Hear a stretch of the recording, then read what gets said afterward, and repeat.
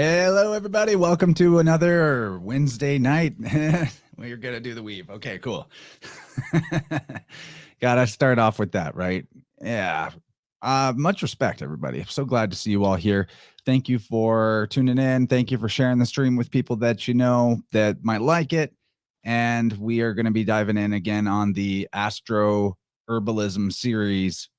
Maybe my favorite sign is my sun sign, Aries, although I'm pretty partial to Leo too.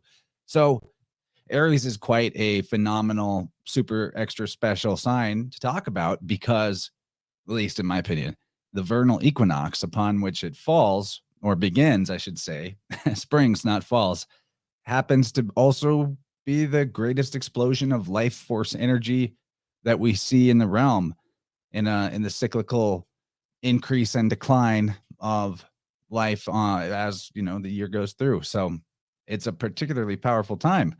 In fact, it's maybe the most miraculous part of the year. If you ask any of the keepers of the ancient mystery traditions, you might have even needed to do some kind of rituals or sacrifices to make sure that that vernal equinox does happen properly. So we won't be doing that other than, continuing our ritual of talking about herbs in the appropriate sign as they correspond in the doctrine of signatures. We've got Kyle from Tippecanoe Herbs here, Gabe's the Slickest Dissident, Mario from Symbolic Studies, and Michelle Lundquist of Michelle's Healing Home. So the gang's all here, the Fab Five, if you will.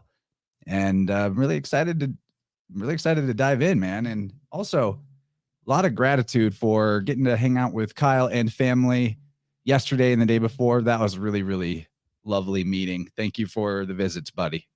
Yeah, man. Thank you for being such a generous host. And, Chance, you're just as wonderful, and you're double wonderful in real life. So I hope that everyone that loves you gets the chance to meet you. So, yeah. Well, I'm looking to hire a volunteer. So not really hire, but I need an event coordinator. Let's get some real life meetups going. Who wants to help us make that happen? Let me know. No, man, it's just cool to be in the flow though. And just, do it like old school, like real life, It's pretty awesome. Yeah, man. What did you think of Missouri after the vernal equinox? It's probably quite a bit different than where you're at. Yeah, as soon as we crossed the Mississippi River, like immediately crossing the Mississippi River, everything was so much greener, and there was just a feeling in the air that was like spring was here. So wow, so you could tell the difference from one side of the river to the other? Yeah, definitely. That is kind of trippy, man. I feel like there's untapped gravy in rivers as natural boundaries between ecosystems. I never thought about it until just this trip, and how much that makes sense to me. So yeah, it was cool, and it was nice. I saw some flowers, and got to shed some layers and pulled some ticks off of me, and spring is here. Yeah, we have a lot of bugs. Don't let that stop you if you're coming to visit or move here, though. Anybody out there? No, just grow some. So Mario, Michelle, how's it going? Really enjoyed your stream on Michelle's show last night. Also, Aries good themed, man. In some ways. We're going to continue that. Yeah, it was awesome. Oh, Mario's frozen. Yeah, thank you. It was so fun. I mean, I learned a lot.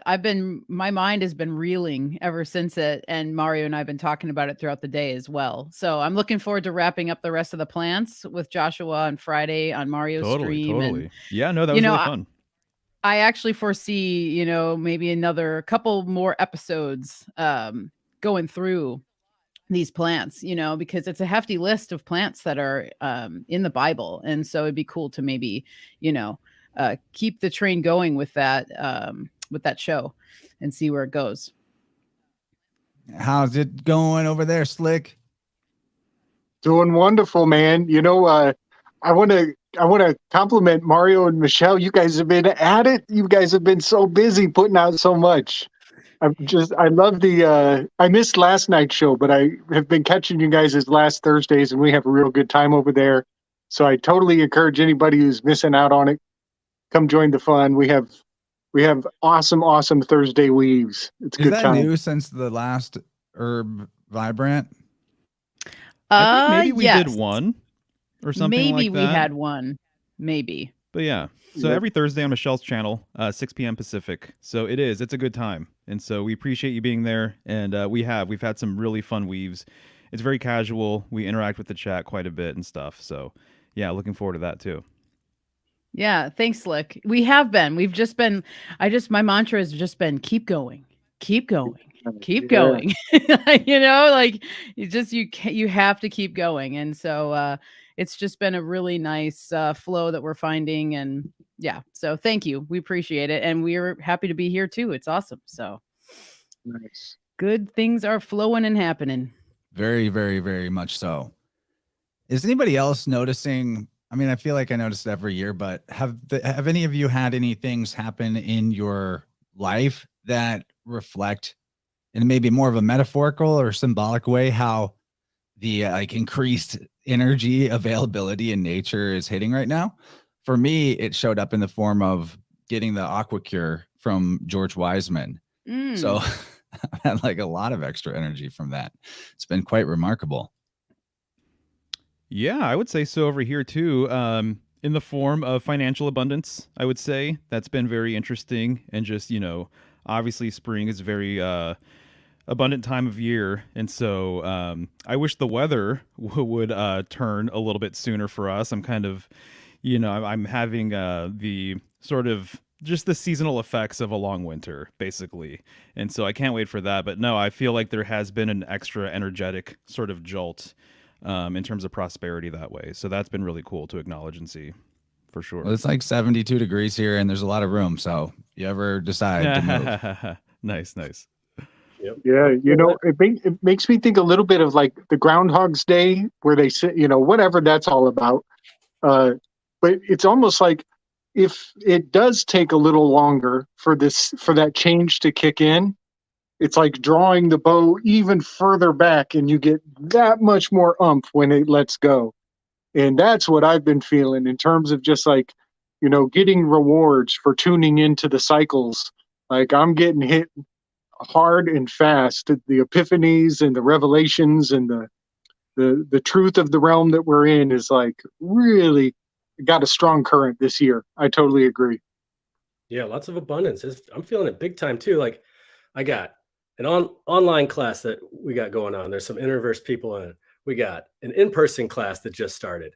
I have a podcast that I just started that Mario's making a logo for. So we're working together. We got, it's called Root Radical, by the way. We got a bunch of property down in Missouri, which is far away from home. There's just a lot of projects and a lot of attention. Got a 1-year-old son who's all over the place. And not only that, but there's room for more. I just feel like I just feel like everything is crushable right now. It's pretty awesome. That's a great term. That's a great term. Yeah. Yeah. One of my little projects, Danunaki Dan has invited me to do a little bit of writing for their next comic. So that's a little seed I'm putting in the ground, and I'm having a real good time with it. So yeah, all kinds of creativity on the flow. Yeah, for sure. Well, I await hearing more about that. That sounds fun. All right, let's kick it off then. I think that people are showing up. We got a lot of excellent names in the chat. Let's talk about Aries, man. I know Mario's got a couple of traditional Aries attributed cards here. I think that there may be a lot to say about the tarot aspects in terms of this particular herbalism series. So let's dive in.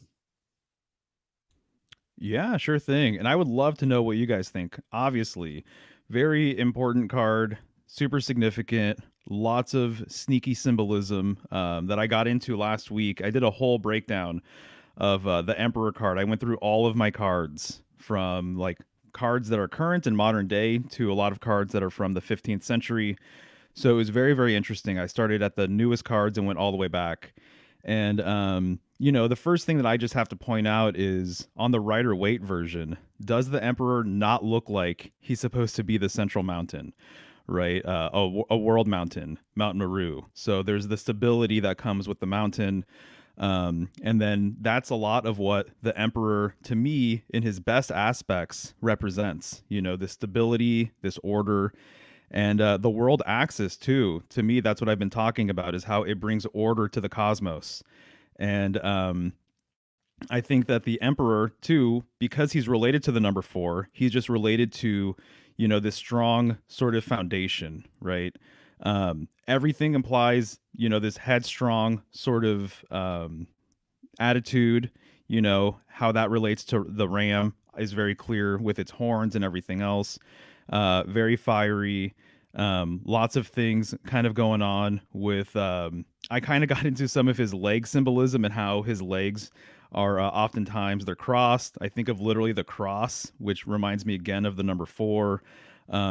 April is the 4th month of the year, right? So there's that 4 again. And then what they were saying apparently in the Crowley deck on the left there, that he's actually supposed to be the symbol for sulfur. And so his legs being crossed is that cross, and then there's that triangle above that his body is making. A lot of things relating to the sacrificial lamb, the Passover lamb, him being that sacrificial lamb, Christ being the Lamb of God, you know, and then Jesus being crucified, you know, during this time of year. And so, yeah, there's a lot to be said about all of that stuff. But yeah, what do you guys pick up from it? There's so many different tangents we can go, and I talked about it for like 2.5 hours the other day, but I would love to know what you guys are seeing. I got so much to say. I got to hold myself back a little.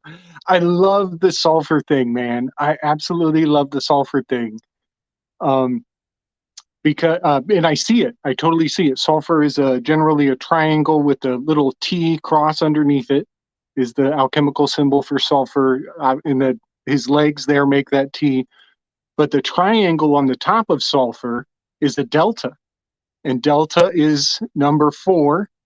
It's it's funny that a triangle, a 3-sided shape, makes the symbol for 4, which is the trivium and the quadrivium. But sulfur is on the tail end of a sacred trinity for me. Alchemically, there's the salt, the mercury, and the sulfur.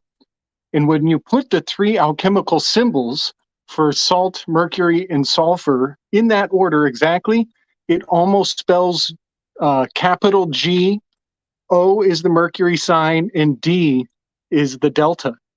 So even the word God is encoded into the alchemical arrangement of salt, sulfur, and mercury. So to have him being the tail end of that, the triangle at the end of the God of the salt, sulfur, mercury trinity is awesome. And I'll just shut up and pass the talking stick. I'll come back in on the tail end. There is so much to talk about with just the Emperor in particular, and I feel like we could have a lot of would like to expand on, but the symbolism of the ram and how that pertains to fire and also to sacrifice is fascinating. So first of all, we can we wouldn't normally necessarily think of Jupiter as in the planet Jupiter as corresponding to the Emperor. It's typically more considered a Martian or whatever, ruled by Mars, right? But Jupiter in the ancient days, they called him Jupiter Ammon. You know, he had ram's horns. This is more in him in his role as the top god rather than as being a planet per se.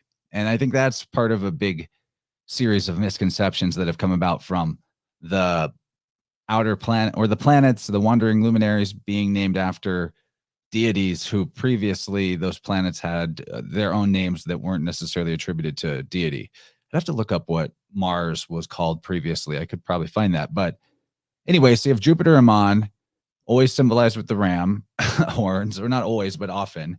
They would put the ram in the Jupiter statue somewhere. And then you have all of this correspondence between the lamb and the sacrifice, aka the fire. So in the Romish religion, you've got Agnus Dei, which is the Lamb of God, symbolized as the sacrificial, Jesus Christ, the sacrifice for everybody.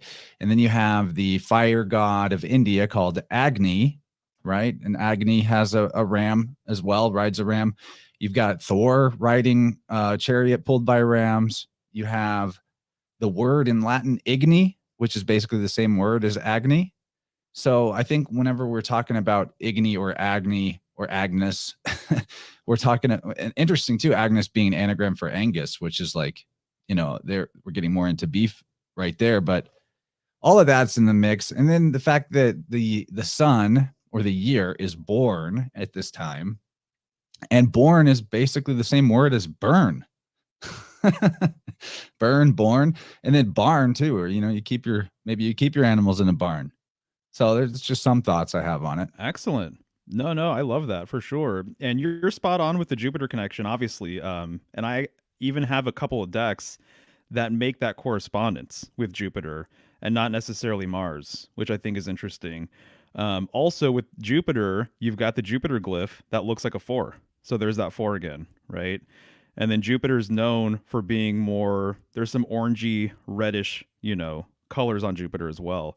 So even just the color matches, right? That red spot that Jupiter has. And so so there's all of that. And then it does make sense though, the Mars connection for all sorts of different reasons. Even the fact that Mars, right? That's an anagram for rams. I pointed out in my presentation that there's pyramids, right? Ram is right in the middle of pyramid. And I'm inclined to think that pyramids basically, they have to be influenced by mountains. So the first pyramids must have been influenced by this concept of mountains or world mountains or things like that. So in a way, that emperor on the right-hand side, he's emblematic or symbolic of a pyramid, and rams are known for their climbing abilities and ascending. They live at high elevations. And so there's all sorts of different implications you can make with that. But yeah, no, the Jupiter connection definitely is strong, I would say too. Another thing about corresponding the major arcana cards to zodiacal signs that I personally like, although I wouldn't be able to explain why he does this. So I kind of wanted to ask you guys to see if maybe we could reason it out ourselves, if there's a logic to it. But I learned I first learned the symbolism of tarot from Michael Tessarion, and he's got an incredible series on it, the Path of the Fool series. I know Mario is no stranger to Michael's work, probably also very influential at a certain point. And anyway, Tessarion doesn't correspond just to the Emperor with Aries, but actually he puts the first 4, if you count the Fool as one of the, the first card and not the last. He puts the first 4 as correspondent to the spring equinox, the vernal equinox. And so anyway, that would be the Fool, the Magician, the High Priestess. No, I'm sorry. Is the Fool? I'm looking at this. Yeah, he puts it at a spring for the Fool. Maybe not the spring equinox. Yeah, he does. Okay, so he's saying the Fool, the Magician, the High Priestess, the Empress, and the Emperor. So actually, I can't count. That's the first 5. And then he also corresponds the Sun card to the vernal equinox, the Aeon or Judgment card, and the World Universe card. So the first 3 and the first 5 and the last 3. I find that very interesting. First of all, it does make sense because if you do it that way, and then the following card after the Emperor being the Hierophant getting put to Taurus, and the Lovers then being Gemini, it does kind of make the tarot flow through the zodiac in a way that seems sensible, right?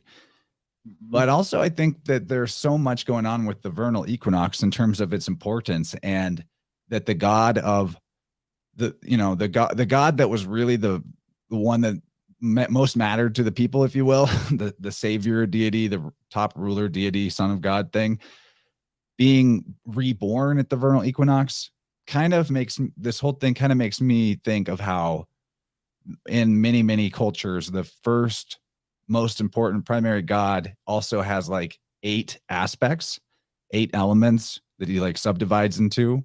And a lot of times that is actually a grouping of 5 and a grouping of 3. So even more so that sort of fits. What do you guys think of Aries correspondence to, maybe not Aries per se, but the vernal equinox correspondence to the first 5 and the last 3 majors?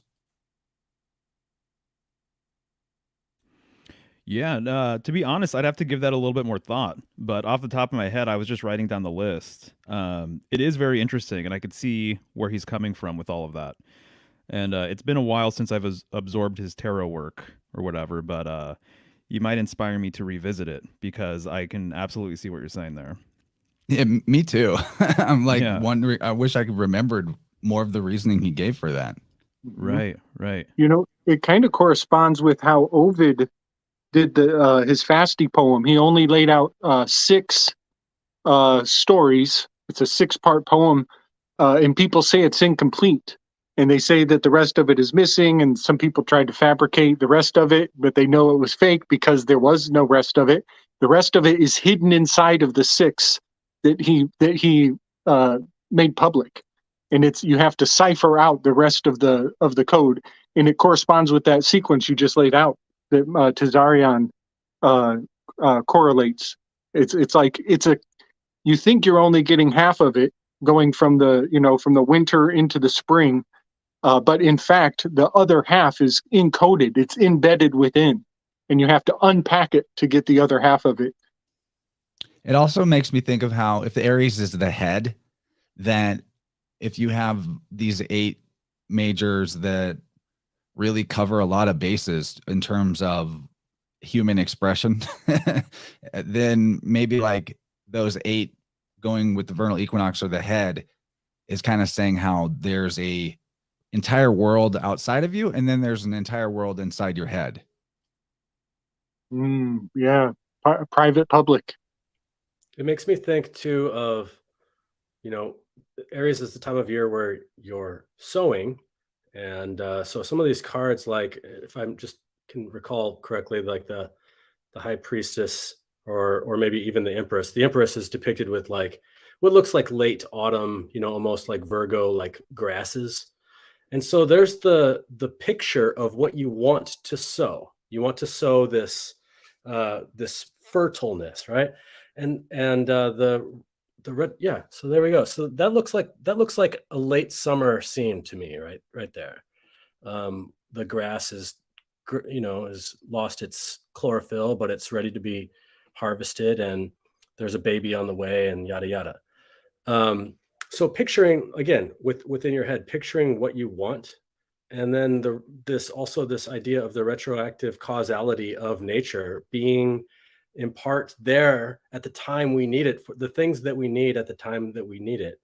And are we guiding this process like with intention, or is it going to happen anyway? And there's this current of what we want that's just in our subconscious, and it's always there. Like the other day when we were talking, you mentioned that like this really is the realm of you get what you want. And if you become aware of that, like then you can really think about if what you want is this stream or this river that's going to be moving through time, what, like protecting that stream, making sure no pollution or mud gets in there, really like keeping your thoughts really clear at that stream. But also, no matter what, that stream is going to move, and there's going to be that exchange of what we want manifesting either, in some direction, whether it's it appears to be forward in time, but it might actually have the seeds that have been planted long ago, and it's just there at that time. So that's why it makes sense to me in a poetic way how you can see the end of the deck also at the beginning, and what appears to me at like later in the year at the beginning, not necessarily because that card is a card of the spring, but it's a card that I vision my garden to be at the spring. It's a card that I vision my field to be like at the end of the year, that kind of thing. So within the head, yeah, always within the head. And it's the ram, right? We're ramming. There's a lot of energy within the head. There's also this idea, another fun thing that I was thinking about, because I was listening to some of his work recently, and he was talking about indentured servitude, and my last name is Denton. So I was thinking about, does that mean like I'm not in Dent, I'm Dent? Does that make me free? I was just thinking about this. And then I started thinking about the word dent and rams and how they make dents. And there's this I am of Aries, and dent, like identify. And it just got kind of fun in my mind thinking about how, if you want to really identify something, you might pick up a muffin and lick it. But if you really want to identify it, you take a bite out of it, and you know that that's yours. So it's dented. I found out that with your this teeth. I found out And you also this week that Kyle identify. likes to lick rocks. He likes to pick rocks up off the ground and lick them. That's how he gets to know them. That's true. I do. I really like to lick rocks. I like. He to looks like a rock licker, honestly. I've thought that That- before. That's how you claim territory right there. Yeah, it doesn't seem weird to me at all. It's just natural. It's funny. Yeah, so we have slick dissident and we have lick incident. Dentified. Lick dentified. Identify. That's great. Nice. Well, a couple things that I'm thinking about with Aries, and it's fun to chew on a sign for a while because then just new things come to light. Basically, the toroidal nature of the Aries glyph, which you have right there, it just reminds me of the energy coming out from a sacred center, from the center toroid, right? And that is my alarm going off. I have to stop because it's so loud. Excuse me, 1 second. Everybody's looking and say, is that me? This is the little gem that I picked up from Mario's weave on the Emperor earlier. I think that was last week, maybe a week ago. The Emperor always has the legs in the shape of a 4, which means so many things. Obviously, it's the 4th card, but they also, like you were saying, Chance, about in your head.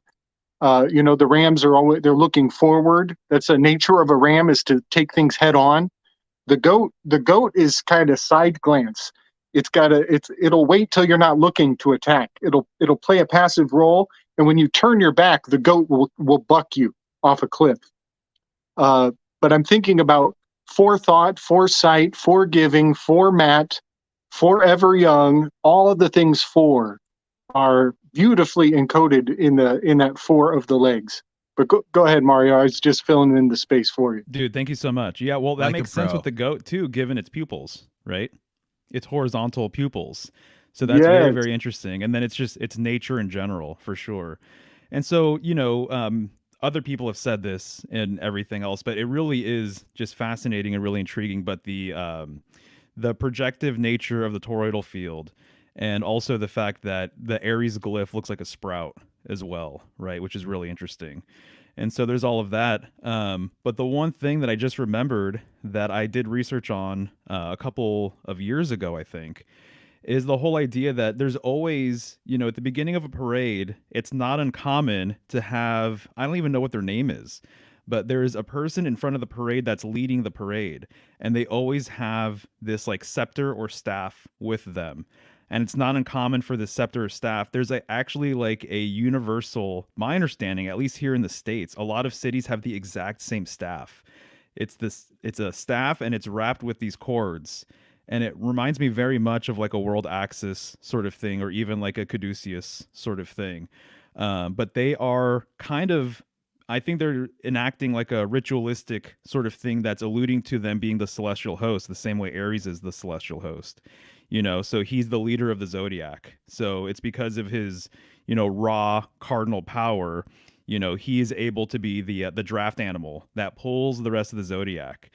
And so being the first, it's emblematic of being a pioneer and all these other things. But I think when you're seeing a parade, a traditional parade, and there's that first person, leading the parade, they're very much acting kind of like Aries, in a lot of ways. And so, I think that's partly what's going on with all of this stuff. So yeah, just a couple. Apparently, I just looked into it and they call it a drum major, the guy at the front. And it's the drum major's mace is what you're looking for. That's interesting. That makes me think of the Magi card, who's often holding a wand up in the sky. And 4 is the Kabbalistic 1. 1 plus 2 plus 3 plus 4 gives you the 10 that reduces to the 1 again, which goes back to the Magi card. That's kind of fun. And mace, M-A-C-E, is philologically magi. Many languages did not have either a C or a G, and they used one for the other. And then, vowels can just swap out willy-nilly pretty much. Vowels, I read somebody that said, one of the old philologists that said, vowels are not the bones of a word, merely the filling.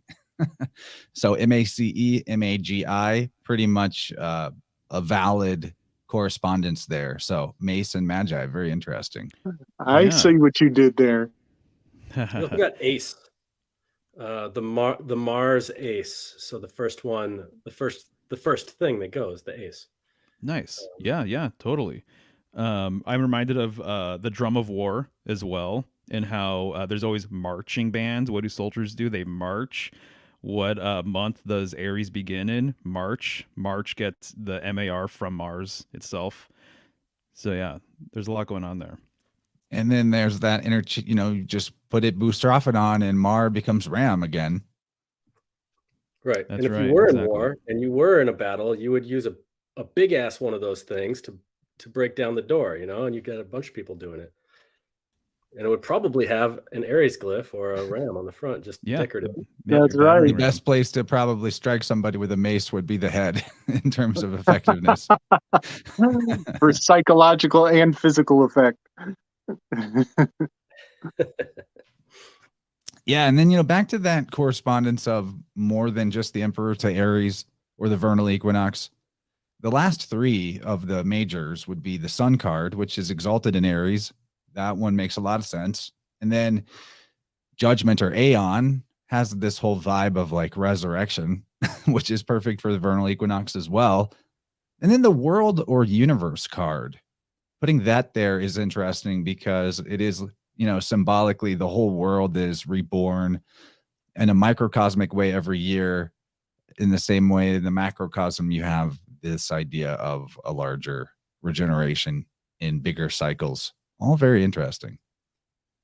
It actually makes me think of the holy hand grenade that the Emperor is holding. So if it wasn't for that cardinal point, that cross that's sitting on top, it would just be a sphere with infinite amount of points. But now you know which direction is up. You know where the beginning is. You also know where the beginning and the end of this instrument based on that particular point. And so the same thing with the Universe card and the Fool. Those are, they can represent both the infinite amount of sphere and also the beginning or the termination point of the previous cycle. And in this case, it's maybe it's a cool navigation tool. Maybe it's something that sucks people's brains out and makes the Emperor like a very powerful Riddler guy from the Batman movie. Who knows what it does, but it definitely symbolically has those representations as well. Totally. Makes you start licking rocks. Yeah, it's funny. After I did my Emperor card presentation, I'm like, well, of course, man, if this is the globe, which the globe is Cruciger, and then that cross is right there, then obviously where the cross is literally north. And I've also kind of expanded upon the idea that the fleur-de-lis is a northern symbol, which on the Crowley card, there's a couple of fleur-de-lis on the floor, and then there's other cards where the Emperor is holding like a wand, and there's a fleur-de-lis, at the end there. And so the fleur-de-lis in a lot of older compass roses or compasses, it's literally the arrow that denotes north, which I think is interesting. Yeah, the one thing I've corresponded the Emperor card to the Cephas or Cepheus constellation, which is very much shaped like a house. It's kind of shaped like a crooked house. You could say it's like a shack or a manger because it's not perfectly shaped. And it's pointing straight to the North Star, man. It's right next to Cassiopeia, who I think of as the Empress. They're just side by side there. And then right next to her is Cameloparditis, which is it's a giraffe, but it's also a camel. And so you put a shack with the kilter, you put the Cassiopeia Empress in the shack with a camel outside and a special star up above. You got the nativity scene all right there in the Ooh. spring. Very cool, man. I love that. You know, Yeah. I don't want to necessarily open up the can of worms on this. It's kind of outside the scope of our topic tonight, but it is interesting that a certain Don, you know, a word meaning Lord, a certain orange man has been set up as a sacrificial lamb right at this vernal equinox time. Ooh. The certain Don that like a lot of people still are for some reason beyond my ability to imagine even making comparisons to him as a Christ figure. Or on the other side, like other people are calling him an antichrist figure. So Yeah. I think that the I don't know, the storms coming thing. We have storms are really a springtime phenomenon, and yeah. the whole controversy with the porn star whose name is Stormy. It's like I feel like there's just been a big joke played, and that the punchline was storm's coming, storm's coming. Oh, it's a porn star named Stormy. Totally. Yeah, they're going to run that program till the wheels fall off, man. That's the plan, no doubt. Totally. These guys exactly. have beards. Look at that. Yeah, you're right. He's no emperor if he doesn't have a beard.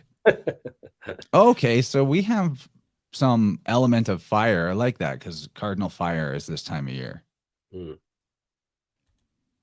And Right, so this is page could just, be its own entire show if we got into every detail. No, exactly. So if people want to screenshot it and look at it later, they're more than welcome to, obviously. But it's interesting. This, some of where these does this come from, plants- Mario? Can you plug it?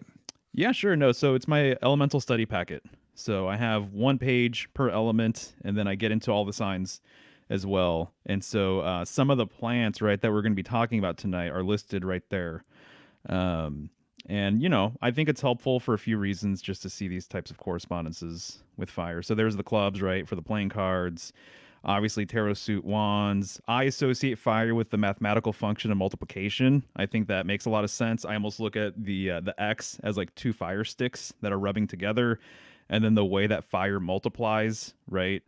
So I look at the state of matter as being plasma. Most people correspond the salamander as being the elemental, and then obviously related to Mars and Jupiter right there, right, in the sun. Dude, I love that you've done mathematical correspondences to the elements. Mm, That's so gratifying for me. nice. Yeah, the X being multiplication, that's just so spot on. X would be the mutable sign of Pisces just before we cross over the equinox. So many X's going on. And just to make sure that we leave no Chad still hanging, we're going through the very end of Pegasus, which Pegasus, I correspond to the Tower card, which is a 16. 16th element is sulfur. So we're at the very tail end of the sulfur Pegasus constellation. And inside of Pegasus is the shackled character, Andromeda. Earlier, before Andromeda, it was Prometheus. It's same character, same cosmodrama. And so right now they just released a couple Prometheus characters from bondage. And that is that bald guy, Andrew Tate, and that other character, Jacob Chansley. They just let him out, and they're talking about letting Julian Assange out. And so all of those hitting the headlines at this time of the year, springing them from the underworld, right? They're being sprung. When you take somebody out of prison, you're springing them. And then this equal exchange of taking in the orange man bad is all corresponded with the scales of justice, which is 180 on the zodiac. So as we're springing out with this Emperor card, we got to keep in mind the Libra on the other side, where the scales of justice and the expressions of justice are going to get fucked with for the sake of the Overton window over time. Brilliant. Love that, dude.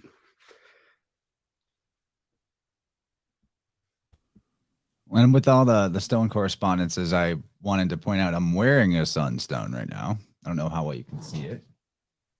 Oh, nice. That's a nice one.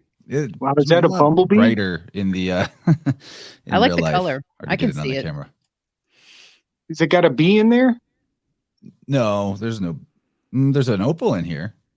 Oh, I thought I saw a bumblebee. That would be cool. Oh, speaking of bumblebees, random, I totally dug up a hibernating bumblebee when I was in the What? garden last week.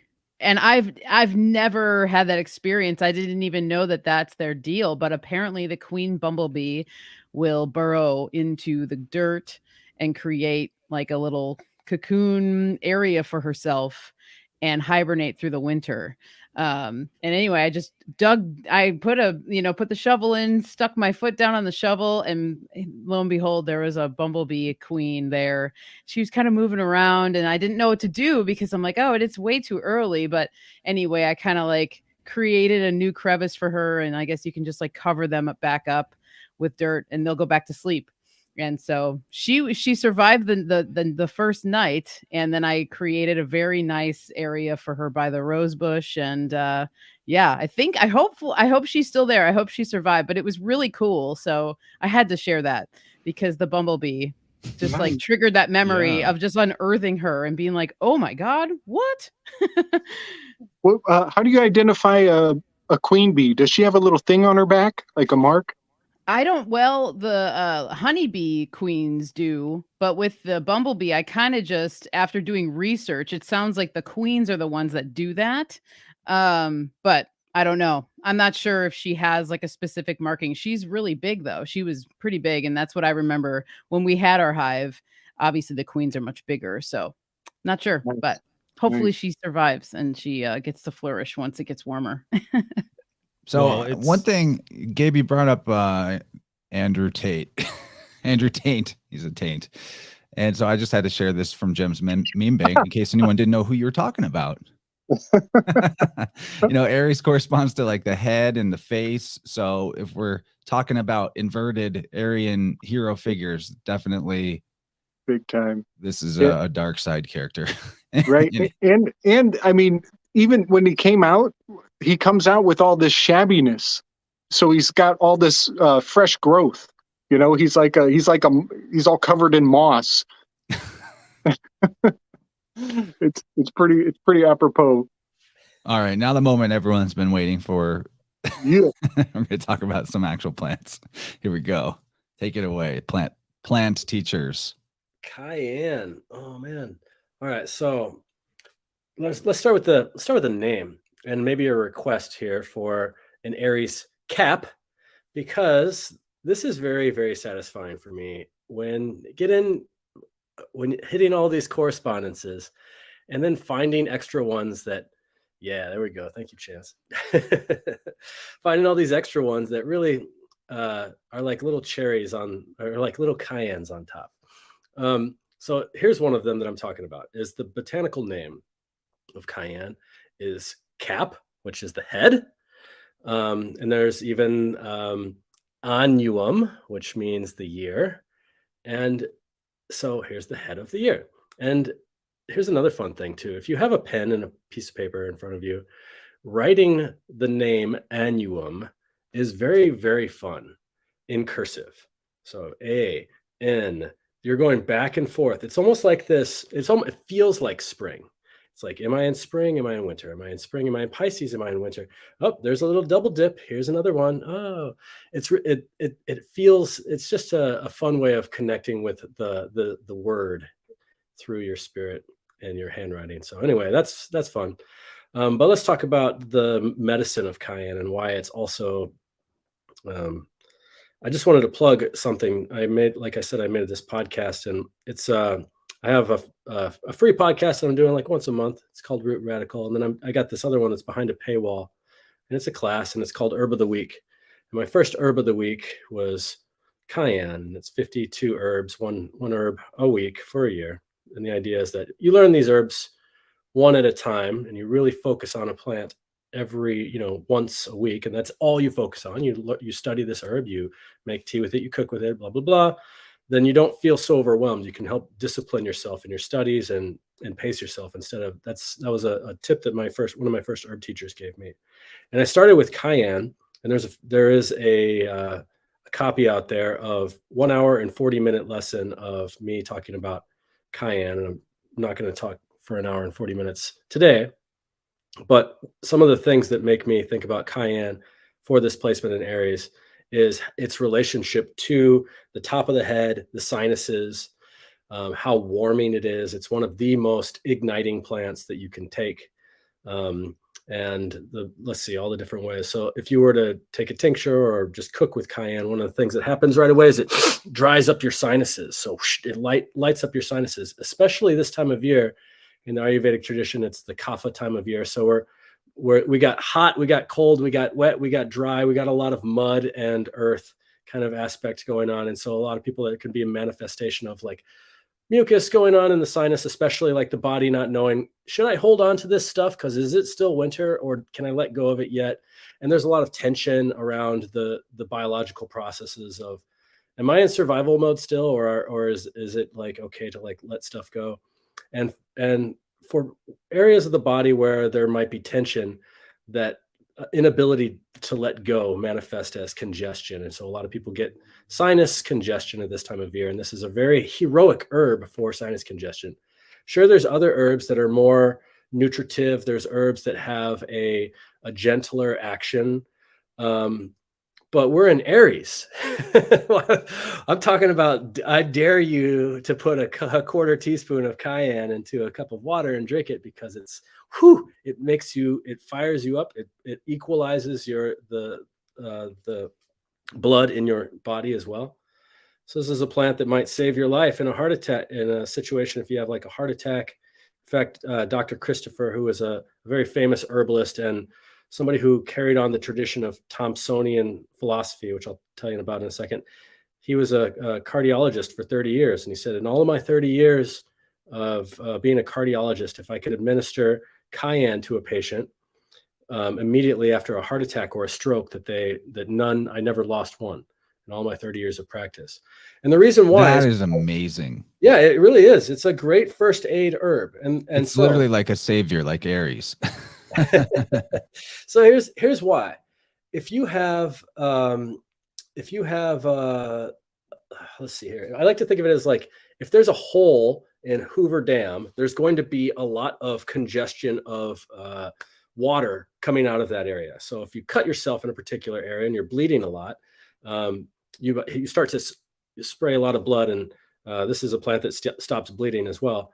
And the blood starts to congeal, like pool up around that area. But what you could do to save Hoover Dam and the valleys below is open up all the auxiliary channels around the lake, so that it opens up it stimulates the flow of the energy all the way through the body. So it moves all the flow from the core of the body all the way to the periphery. And this is why this plant stops bleeding. It's not because it does have some compounds in it that actually produce like a clotting effect, but not as much as it has a physiological effect on equalizing the pressure in the body. And so if you have a heart attack, or if you have a lot of congestion of a fluid in your heart, in your sinuses, or a lack of tension or lack of pressure moving outwards to your periphery, then having some cayenne can really jumpstart it. And of course, look at that color. Woo-wee, that is red. That is as red. That is the type of cardinal fire that you want to see. This is a member of the Solanaceae family, or the nightshade family. So it's related to, tomatoes and potatoes and ashwagandha. But so a lot of people might find sensitivity to heroic nightshades like this, but it's still one that I will always carry with me in my first aid package whenever I'm going out into the brush, or in a place where I might not be able to survive if I'm, severely injured. It's a very excellent first aid.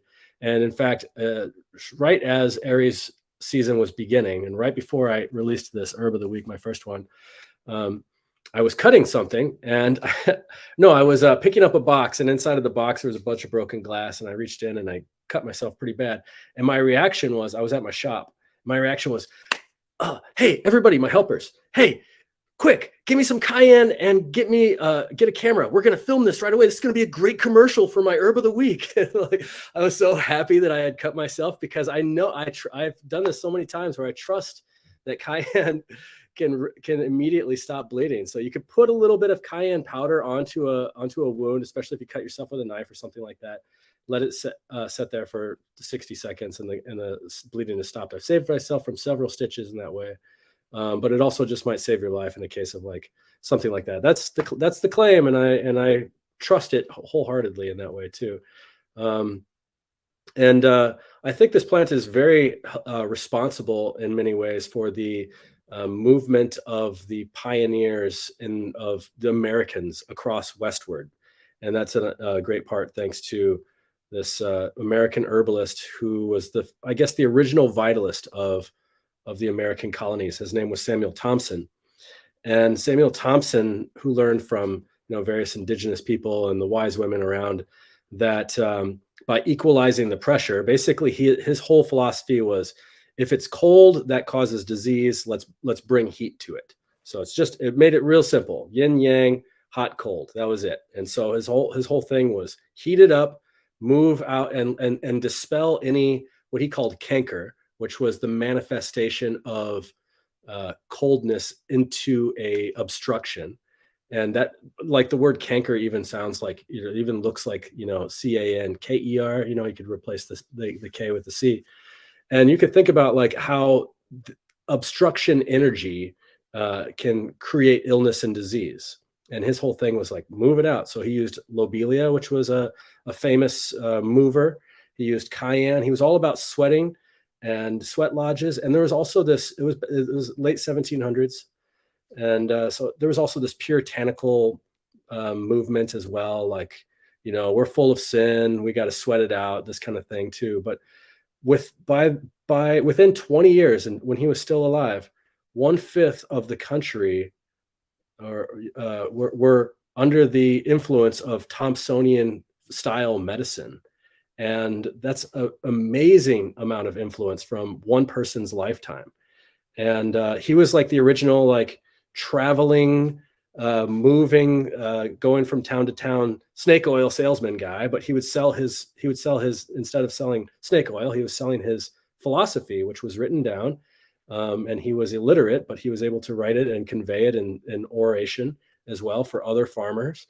And this resonated against the pharma of the time, which was the big pharma of the time was into bloodletting and mercuriation and basically abominations from Paracelsus. 200, 300 years earlier, Paracelsus was all into these types of things. And that got, down the line of history turned into, if you're sick, then we need to poison you. We need to put leeches on you and arsenic and all this stuff. And he saw that as barbaric and went back to the herbs. And this was America's first, like, real true vitalist. And it was all about moving energy, moving heat through the body, and just letting your body do its thing. And cayenne was one of his champions. And so I think cayenne is really instrumental for the development of the Americas in the West, because it was your everyday, Joe farmer guy's herb that they would use for any form of illness. And I love cayenne I love it for so many things. I will drink cayenne for a headache. I think it makes a headache go away really quick. It's great for a hangover. It's great for anything that you need to equalize your blood, or it tunes your voice really well too. So I have some people coming into my shop for there are some pretty famous singers that are looking for my special drops, and it's simply cayenne tincture. That's it. So it's pretty cool having some touring musicians come in and look for my special drops. Yeah. So like I said, hour and 40 minutes, I can stop there and see what y'all think about cayenne. But there we go.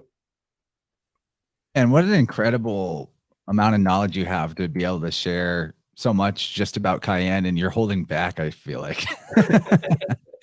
I have had success in my life when I had more allergies than I currently have, using like a turmeric, ginger, maybe a couple other things in there, like oregano, with cayenne sprinkled on it. And the cayenne definitely gives you the most oomph out of that.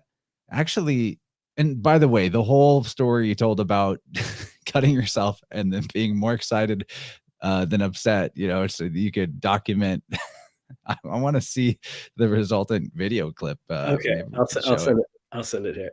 That sounds great. But yeah, there was a question from Logan in the chat about maybe what you would recommend in regards to allergies. And cayenne's definitely on that list. I would also like to offer the Allergeezy Nose Sneezy tincture that you carry at tippecanoeherbs.com and Yeah. use the coupon code Interverse. This one's got goldenrod, reishi, nettle, elderberry, and elderflower. I really enjoyed this one if I ever do start to feel a bit sniffly. But, in terms of the question of how to deal with allergies, I don't know how I did it, but I used to have the most horrendous allergies to everything in nature. And all I can figure is I reduced my diet down to just plants for a while. I did a lot of work on myself with detox and internal cleansing. I got a lot of energy field upgrades with tuning forks. And then one day I was just like, I wonder if dairy is going to give me allergies to everything like it used to, because it was dairy that would set it all off and make all the pollen aggravate me as well. And I don't know what aspect of all those changes that I made affected things, but now I don't have that problem. So anyway, Allergeezy Nose Sneezy. It doesn't have cayenne in it, but if you took that in cayenne, that'd probably be a good start. Yeah, allergies are pretty complicated because they're different for everyone, and there's with every manifestation of a physical thing, we also have emotional, and we have some spiritual things to consider. And I think that if you want to consider I need to clear out my sinuses and I'll think about that stuff later. Give me your strongest shit heroic stuff right now.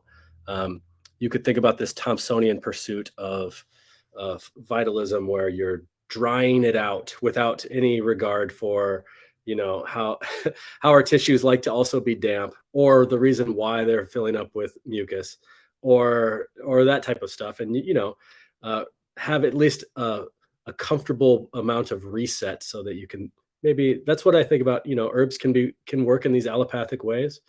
And I don't think Samuel Thompson was working in an allopathic way. I think he was working in a deeply holistic way with people, but they can be, it can be a matter of many things. So we have a lot of, I know Michelle has a lot of ideas about this too, but I like herbs like nettle, which Michelle and I were back and forth on. I don't know if that's in the presentation or not, but nettle's a great one for the allergies as well.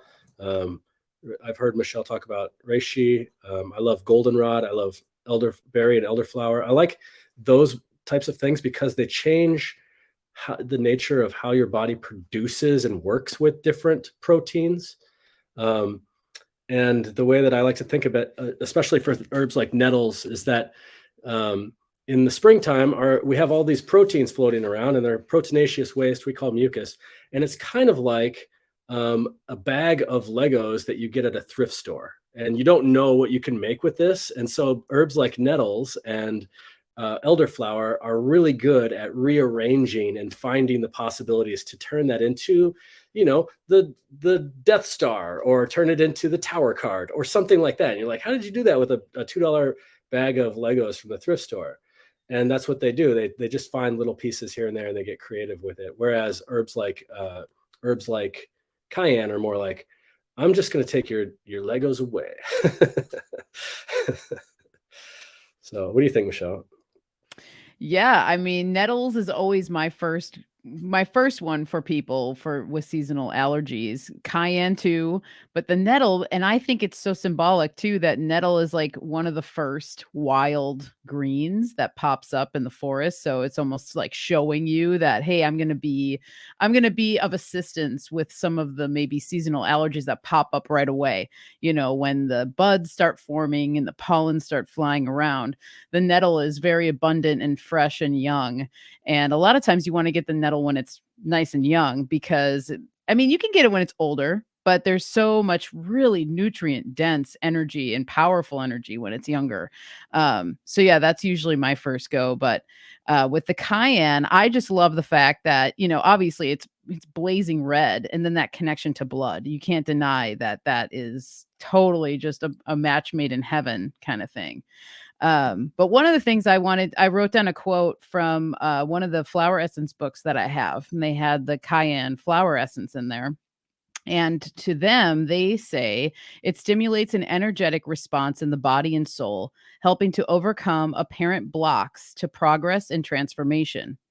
Provides a catalytic spark to the soul who may be stagnating in its growth cycle.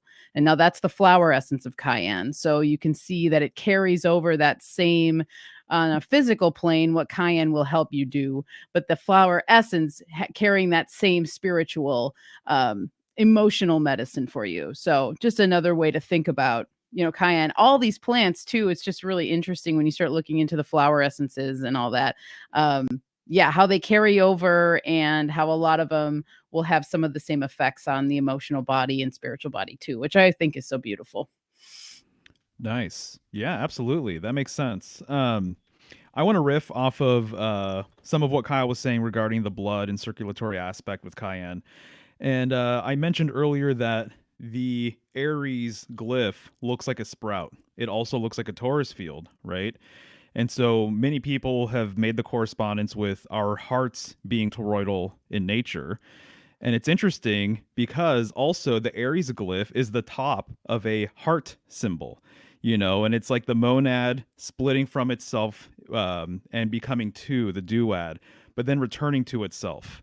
And, there's a lot of different metaphors you can make with that, with, finding your partner, at long last, coming back together, splitting off from each other, almost kind of like you could arguably say that we are all, part of this tree of life sort of concept or cosmic tree or whatever. But yeah, we all live our separate lives. But when we reunite, it's almost like that tip of the heart. And so I think that the Aries glyph fits very nicely within the symbol of the heart and our hearts being toroidal. It's interesting because it's like blood leaves the heart and returns to the heart. This is a toroidal system. We are, designed off of the toroidal field, basically, in so many ways. And it kind of looks abstract in certain ways, but when you just really think about that basic principle of the heart pumping blood and then the blood comes back to the heart, you can see the toroidal sort of nature in that. So just wanted to mention those things. Yeah, exactly. It really just helps with that pressure differential to bring it back too, bringing hot all the way to the end and bringing hot back again. Yes. And let's not forget that the symbol for spring is cups, or in a card deck, it would be hearts. It's the water season. So that's so spot on. And also, in some systems, Uranus is in Aries. In my system, I like my Uranus in Taurus. But either way, the spring of the celestial river is in the spring time. Whether you put it in Aries or in Taurus, it's still the river, the flow is initiates in the spring season. And then you mentioned a hero, the heroicness of it, leaping to action, which is the characteristic of the brave, your standard hero. And so we've got Perseus, we've got Orion. These are big heroes on the zodiac, all in the springtime, right here in this neighborhood. And I love to, you're talking about sinuses and sinus remedy. Well, sinus, you can anagram out to be sun, and the sun card is also correspondent with Aries. Sun card and the Emperor card are both Aries tarot symbols. But then I can't fail to say, those who have the ears and the eyes to hear and to see, well, ear, eyes, that's Aries. And all of these, we're in the head. We're dealing with the sinuses, the head of the ear in the anatomical zodiac, the ear, eyes of Aries. Yep, cayenne remedy for the eyes as well, and will help brighten up your eyes. And there's even eye drops with cayenne for put it in your eyes. I haven't done that before, but wow. Did you get that video, Chance? Yeah, I did. I'm getting it ready right now, but And maybe I'll warn people if they're squeamish, just a little bit. I've been rewatching this show from the early 60s, The Prisoner. I mentioned it to you, Gabriel. It is such a trip, but without getting into the whole plot analysis about it, I remembered from one of the episodes called Dance of the Dead, which is, as all of them are, a very fascinating episode. But there's a there's a broadcast that this main character, the prisoner, is able to hear on the island village that he's in, and it's somebody like trying to encourage them to escape or to rise up for liberty. And he says, if our torment is to end, if liberty is to be restored, we must grasp the nettle, even though it makes our hands bleed. Only through pain can tomorrow be assured. And, you know, maybe that's not always the case, but when you're in a bad spot, whenever there's something that's gone wrong, you do often have to go through some pain to correct that. You know, that's part of the healing process. So yeah, that's the same reason maybe you go work out and put yourself through that discomfort so that you'll have so tomorrow will be more guaranteed in terms of your health.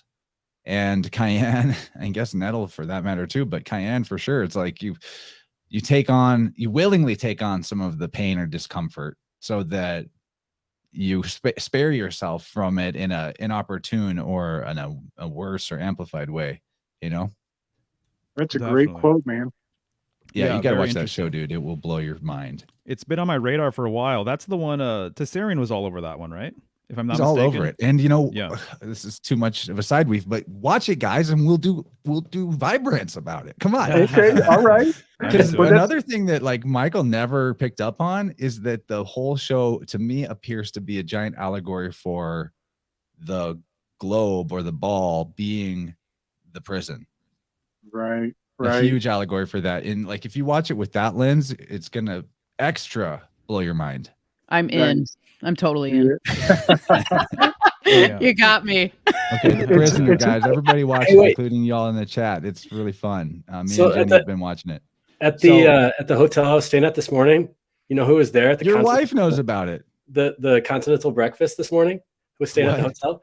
The Harlem Globetrotters. What? Ooh. And I was texting Chance. I was like, should I tell him? Do you think that they'll become the Harlem ultimate frisbee trotters after I do? Nice. That's awesome. Nice. And you know, that's really apropos, Chance, because right now is the prisoner on the Zodiac and Andromeda. She's enchained. She's strapped in. She's the prisoner of the Zodiac. That's super apropos. Oh yeah, you guys got to watch it. Okay, so I've got Kyle's ad, if you want to call it that, his cayenne ad. Oh my God! It's bleeding everywhere. Oh no! I got some cayenne. Oh, do it. I don't want any of this stuff in the background here. There you go. There you go. Cool. Oh my God, I'm bleeding everywhere. But I got some cayenne. No problemo. Put a little cayenne pepper on it. Woo! It tingles. Okay. Be honest, see. does it just tingle? Yeah, Let's just tingles. see. And you got the director's cut or the Give it non-director's about cut. 10 seconds or so. Just tingles though. So it doesn't burn. No. I might have to drink some too. Dude, Let me just take a little sip. You talk about the doctrine of signatures, man. It's Takes about red. 30 seconds to stop the bleeding. Just stop. Yep. Yeah, it's Fire red with and blood is fire. red. It'd be brilliant. I'll wash it off.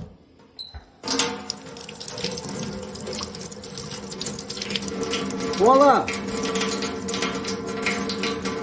Nice. Spru- Hell yeah, dude. That's awesome. awesome. Yeah, that's Incredible. right. I love bleeding that. pretty bad. I cut myself pretty bad in a couple spots, and I have a couple scars that I kept from not getting stitches thanks to cayenne. But it does heal up the tissues really, really well too. It doesn't bring the cut back together. It just stops the bleeding. And there's another plant that we've talked about in the Aries one that was yarrow, that was Achillea, that brings the lips of the wound back together, and it pulls it back together. But this one, Marty. Oh my God. Okay, for Champion. everyone just listening, No. Marty says in the chat, ladies, this also works for the menses. Just insert a whole pepper like a tampon. You're supposed to be the good one. You're supposed to be the teacher. How dare you? So By the funny. way, Kyle, I like your acting. Oh no, I'm cut. Whatever shall I do? Yeah. Wait. Cut. That was I perfect. don't want any of that stuff back there. Hold on. All right. With all this weird detachment like a true Aquarius. It was Yeah, man. hilarious because I was like dripping blood, and one of the ladies that helps, or the ladies that were up there, they're like, I was like, quick, get the cayenne and a camera, quick. And they're like, huh, what? And I'm like, just film me. And I'm like, they're like, what do you need? And I'm bleeding everywhere. And like in my mind, I was like, this is a perfect opportunity. In their mind, they're like, what the hell? There's blood all over. That's awesome. Action. And That's you know rad. what else? Inadvertently, unintentionally, you had the most sacred of all the symbols, especially to the spiders. You had the sink. The sink is so sacred to There the it was. spiders. There it We was. love the sinks. That's so sweet. Dude, I have 4 of them. That's a 4-chambered sink. I just really want to come over there to Milwaukee and get a tour of the whole operation. I want you to as well, Chance. All right, so we're gonna Cinnamon. move forward here, get into the next one. I mean, there's probably more we apparently could talk about cayenne all day, but I'm sure we'll circle back. I think we could. Yeah. So here's cinnamon. What a beautiful tree. One of my favorite culinary herbs by far. I put cinnamon in savory dishes. I put it in sweet dishes. I bake with cinnamon. Just seriously lovely.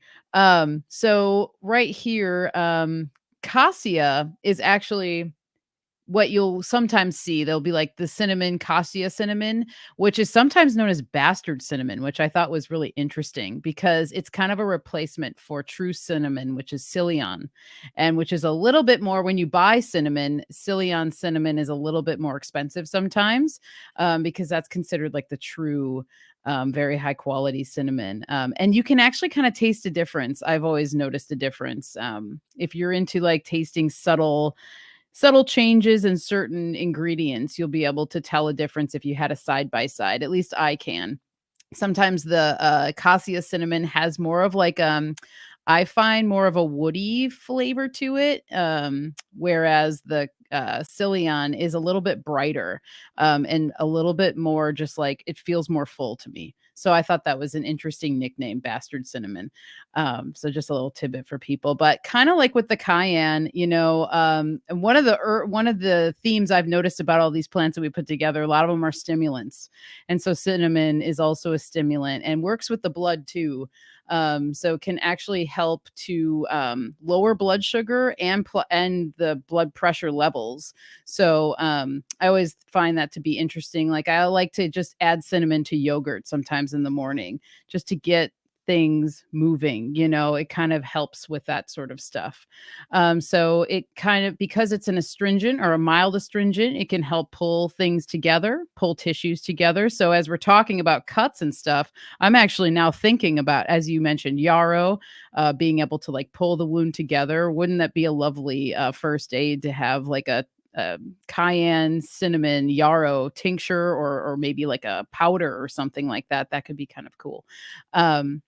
And it's also known as an emmenagogue, which will bring warmth to, you know, we've talked about emmenagogues before, but brings warmth to the pelvic region. So could be really wonderful for a woman during their monthly cycle. And who doesn't love, at least as a woman, I find that chai is like one of my super allies when I'm on my cycle. And most chais have a lot of cinnamon in there and lots of other warming herbs. And I find that it's very comforting during that time of month. Can also be used for a toothache remedy. And I like to put cinnamon into my tooth powder. It's one of the herbs I add to that one. And I find it to be really lovely, not only to flavor it, but for some of the qualities that we're talking about here with cinnamon. And if you move on to the next slide, So one of the things that I brought up to Kyle, when we first were just talking about the herbs for Aries, I immediately thought of cinnamon for some of the reasons I was talking about. But if you look at the cinnamon stick on the right, it has the Aries glyph in it, and so that's basically the cinnamon bark. And so the way that they peel it from the tree, it almost like naturally comes into the Aries glyph. And so then we were also talking about how Kyle brought it up, but a lot of times barks and saps and things, they're harvested during this time of year, during the spring, and then also the fall. But it's because the tree is kind of like the resins and the saps are all starting to move. They're all starting to awaken and things are more active in the tree. So it's a good time to harvest things like that. So I just really love seeing this contrast too, because I think a lot of times too, one of the things that happens, there's such a disconnect sometimes of like where our food comes from, where do our spices come from, what do these trees look like, what do they require for growing. And cinnamon actually loves growing in warm areas, very warm areas, rocky areas. They actually thrive in more like rocky soil. And one of the other things that's just like another Aries indicator about it is that it's harvested when the leaves turn red. And the leaves just turn this glorious, like bright red, kind of like the cayenne color. And yeah, there's my little weave on cinnamon. And I'd love to hear what you guys all have to say about it too. I just I want to want say to add- cinnamon sticks, right? The wand being related to fire, and then the fire sticks and everything else. So I don't know. That's a kinda great one. interesting. Yeah. Yep. Well, the whole thing with the staunching bleeding does seem very Aries, back to the cayenne. And then if this helps with the, anyway, that's like something you'd have happen in war. And right, Aries is the warlike sign, and which makes sense because Good you call. would start your marching of your armies in March. Sure. Then cinnamon, in my experience, one thing that I've used it for is in springtime. I have had at the house I currently own, there's been invasions of ant colonies invading into the house. And I've straight up been at war with them at times, not willing to use anything toxic. I have pets, right? So making little barriers of cinnamon, the ants won't cross them. It's like you're Mm. defining your boundaries in wartime against them. That's awesome. Yeah, Aries being the first, being hot, being the most likely for injury, right? Whether it's the one that steps in the pothole in the parade or the berserker that's the first on the lines. And so a lot of these herbs for these fire signs are great remedies for injury, but also great remedies for the nature of the fire sign. And let's say if you have a lot more fire in your chart or a lot more fire in your body, you also might be prone to acute inflammation, and instead of like, let's say, chronic inflammation. And so having something that's more warming to bring that fire to its fullest expression so that it can move on, as opposed to smother it, because that would be really oppressive to a fire sign. And so that's why the cinnamon. And here's another thing that I was just thinking about is that cinnamon sticks, while they're something that we get from, look at that. If you look at that tree, it's going this way, it's going that way, or that branch right there. But there is something about the length of a cinnamon stick that they're almost always identical lengths. And so somebody determines that.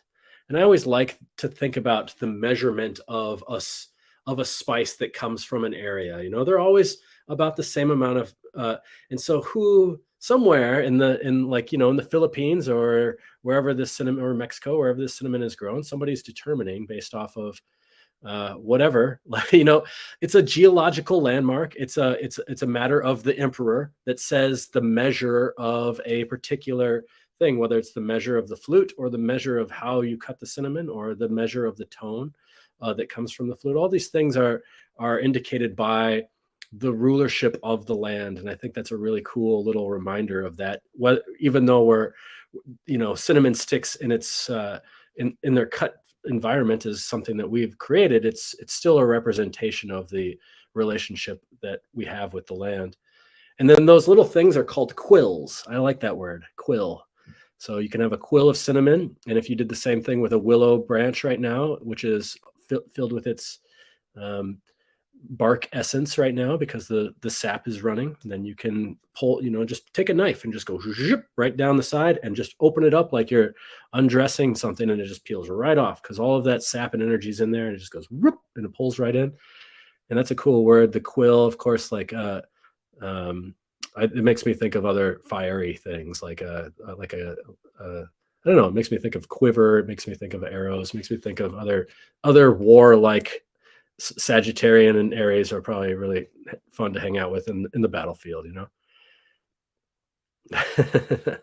Excellent point regarding just the quantity and the length of everything. I mean, that is whether you're getting saffron or you're getting whatever, how much is an ounce or 2 ounces or whatever, and the quantities that you get or how much is acceptable for your needs or whatever. That's a really excellent point, man. I think that's something that you can kind of dig into a bit more, and it's going to make me think now when I'm using stuff or whatever, just kind of like, why is it like this? Well, who created this? There must be some really, really good reason for it. So I love the fact that you brought that up. I can't not mention the pun of in bark. This medicine is in the bark, and spring is when we are embarking.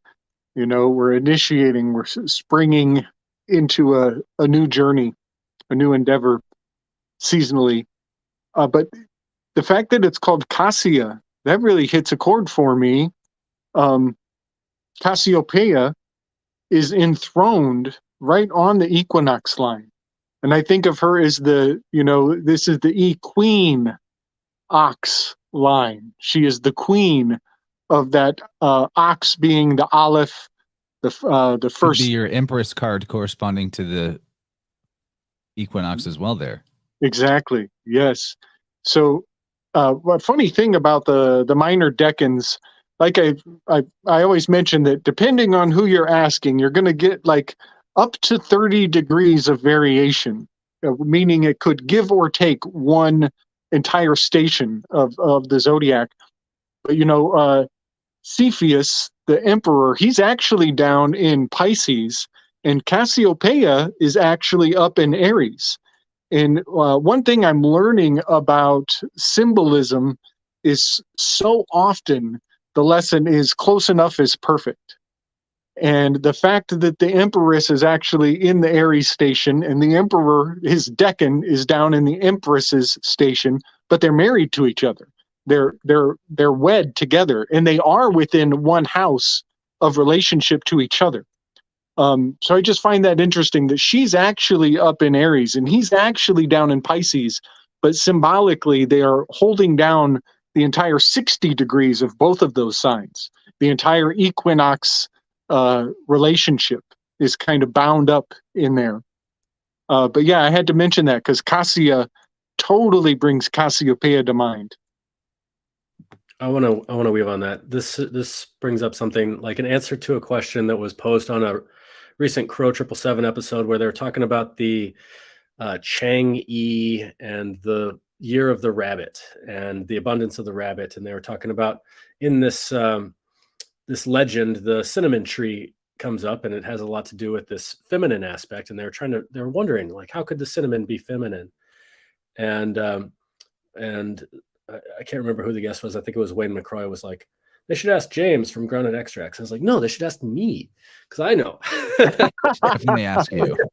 And then now I even know even better because of what you said there. But I think that cinnamon as an Aries herb makes perfect sense for what you just said, because if you prepare it by boiling it, it becomes really super astringent and it tightens. And if you just put it into water and don't boil it, it becomes really demulcent and soft. And it makes the body really, it structures the water. It makes the water hold a lot more viscosity. And so I think it really does have these like mutable Pisces qualities to it. Yeah, so that makes a lot of sense to me, how it could be a feminine association with this this so-called masculine sign and energy that we're in Aries, you know? That's a great point, because I thought about that today when I was just thinking about being on tonight, and how cinnamon, if you put it into like a iced drink or something like that, it almost creates like this gel, like at the bottom of your cup. And even in like a, if you had it in hot tea and maybe you didn't finish the very bottom of your cup and that tea cooled off, there is like this cinnamony gel that comes or whatever from it. And I've always noticed that. So that's a great point. I love that. I really love that. And I think that you're totally spot on with that being connected to more of a feminine, watery aspect of it. That's awesome. Nice. And then there's also cinnabar. Oh, the yes. ore that Mercury yeah, right. is Totally. extracted from. Absolutely. Yeah. Isn't For that, sure. isn't that like a place at the food court of the mall? Yes. Absolutely. Well, we can't forget that cinnamon rhymes with feminine. Ah, yeah. That's a good one. And it's so warm. It's like so warm and comforting. Like I said, like when I'm on my cycle, I want chai. Like I'm just like, I want chai. It's warm. And then just the smell of cinnamon is comforting, and it kind of has that hug sort of feeling, Right. And And chai, cinnamon has Amon, like the ram. Amon. right? The ram in the word. You're right. It's called in the Ah. word. That's a good one. And chai is a X. It's the Greek X. Is Ah. right? Nice. Right? In I that don't right, know. Chance? Yeah. Yep. So there's our mutable X as we cross the equinox. Never thought There's about that. But also- you would spell my name in Greek with the X instead of a CH. The Greek X, the chi. Chance. Right. There's also Enhancing. sin and cinnamon. So there's that. Also related to what you were saying, Slick. So it's really fascinating when you go back and look at older emperor cards, they become very effeminate, like very obviously too, so they're just very feminine. And I think there's all sorts of implications with that. But the other thing that I was going to mention is that the Crowley switch with the Hebrew letters for the emperor, he switched the star card and the emperor card. He thinks that the Hebrew letter that makes the most sense for the emperor is Tzadi, or however it's said, which is fish hook, which is fascinating because we're transitioned just from Pisces to Aries. And so to Right. me, that's the correspondence is really intriguing. The end of winter, the beginning of spring, and you have that fish hook symbolism. So it's coming out of the water, right? That fish. Yeah, man. Yeah. Just to kind of weave on the Emperor Empress, if the Empress is Cassiopeia, then she's married to, mythologically, her husband is Ayapa, or who is the king of Ethiopia. And so they have this mythological context to those zodiacal figures. So they're both she's an African queen. And I love some of my favorite Empress cards are black Afro rockin' Aphrodite, Empresses. Those are my favorite Empress cards in tarot. But it would only make sense that he also would be, a black man. A burnt one, as Ethiopia means, or Kemet means the burnt ones. Interesting. All right. I think we can jump to the next one. Hey. And I want to tack one on too at the end. I have one that I think really fits, but I need you guys to talk about it when I bring it up. Oh, sweet. All right. Bonus quiz. I love it. Garlic mustard. Here's a plant that is got a lot of words that are seductive to our war against nature, right? It's invasive. It's aggressive. Stop the spread. Don't plant it, blah, blah, blah. You know what I mean? Like it's all of these things kind of get overlapped over and over with all these systems of power and control and domination and the master slave dynamic. And so here's garlic mustard. And this is interesting because I was listening to Michelle and Mario and Jonathan Branch yesterday, and in their slideshow, they were mentioning all these herbs in the Bible, and I noticed that they didn't mention mustards. And of course, there is maybe just one passage, which is with the faith of a mustard seed, you can move a mountain that the emperor sits upon, or something like that. I don't remember how it's been translated, but maybe I added the emperor part at the end. But there is, for each one of these plants, 7,000-8,000 seeds produced. It's tons and tons and tons. So it's very, very, it has a lot of that spring energy, of that spring vitality, of reproduction. There's the signature of the Brassicaceae, which is a member. This is a member of the Brassicaceae family. Other famous members of the Brassicaceae family include kale and kohlrabi and broccoli and Brussels sprouts and horseradish and all kinds of famous mustards that we love. And the mustard, the Brassicaceae family, is awesome because you can eat everything in the Brassicaceae family, from the very tip of the root to the very top of the flower and the seed. Everything, every part of every plant in that family is edible. So great survival food, amazing survival food. But the signature is the Brassicaceae cross, the crucifer. There's the cross again. It's sometimes it's mutable, sometimes it's there. It's the cross of the door. There's the hinge into the new time of year. I see these signatures on a lot of plants in these cardinal positions of the year. I think they're really prominent in a lot of these places, and I think it's really cool to find them like that. So if you look closely at that one on the right there, I know it seems a little blurry, but you might be able to see a couple flowers there, and the white flowers with the cross in it. Whereas on the left, you have the first year growth, and this is a biennial. So it'll grow like that in the first year. In the second year, it'll do its thing and sprout and produce its flowers and produce its seeds. And so, yeah, there's a lot of, I really love garlic mustard for a lot of reasons. Those are fighting words. How dare you? Aren't you supposed to pull it up and destroy it every time and put it in bags and leave the bags on the trail? No. No. As a matter of fact, I love this plant so much because, one, it's one of the most nutritious plants that you'll find in nature. It is so dang packed with nutrition, with vitamins, with minerals, with vitamin C, with vitamin A, with vitamin E.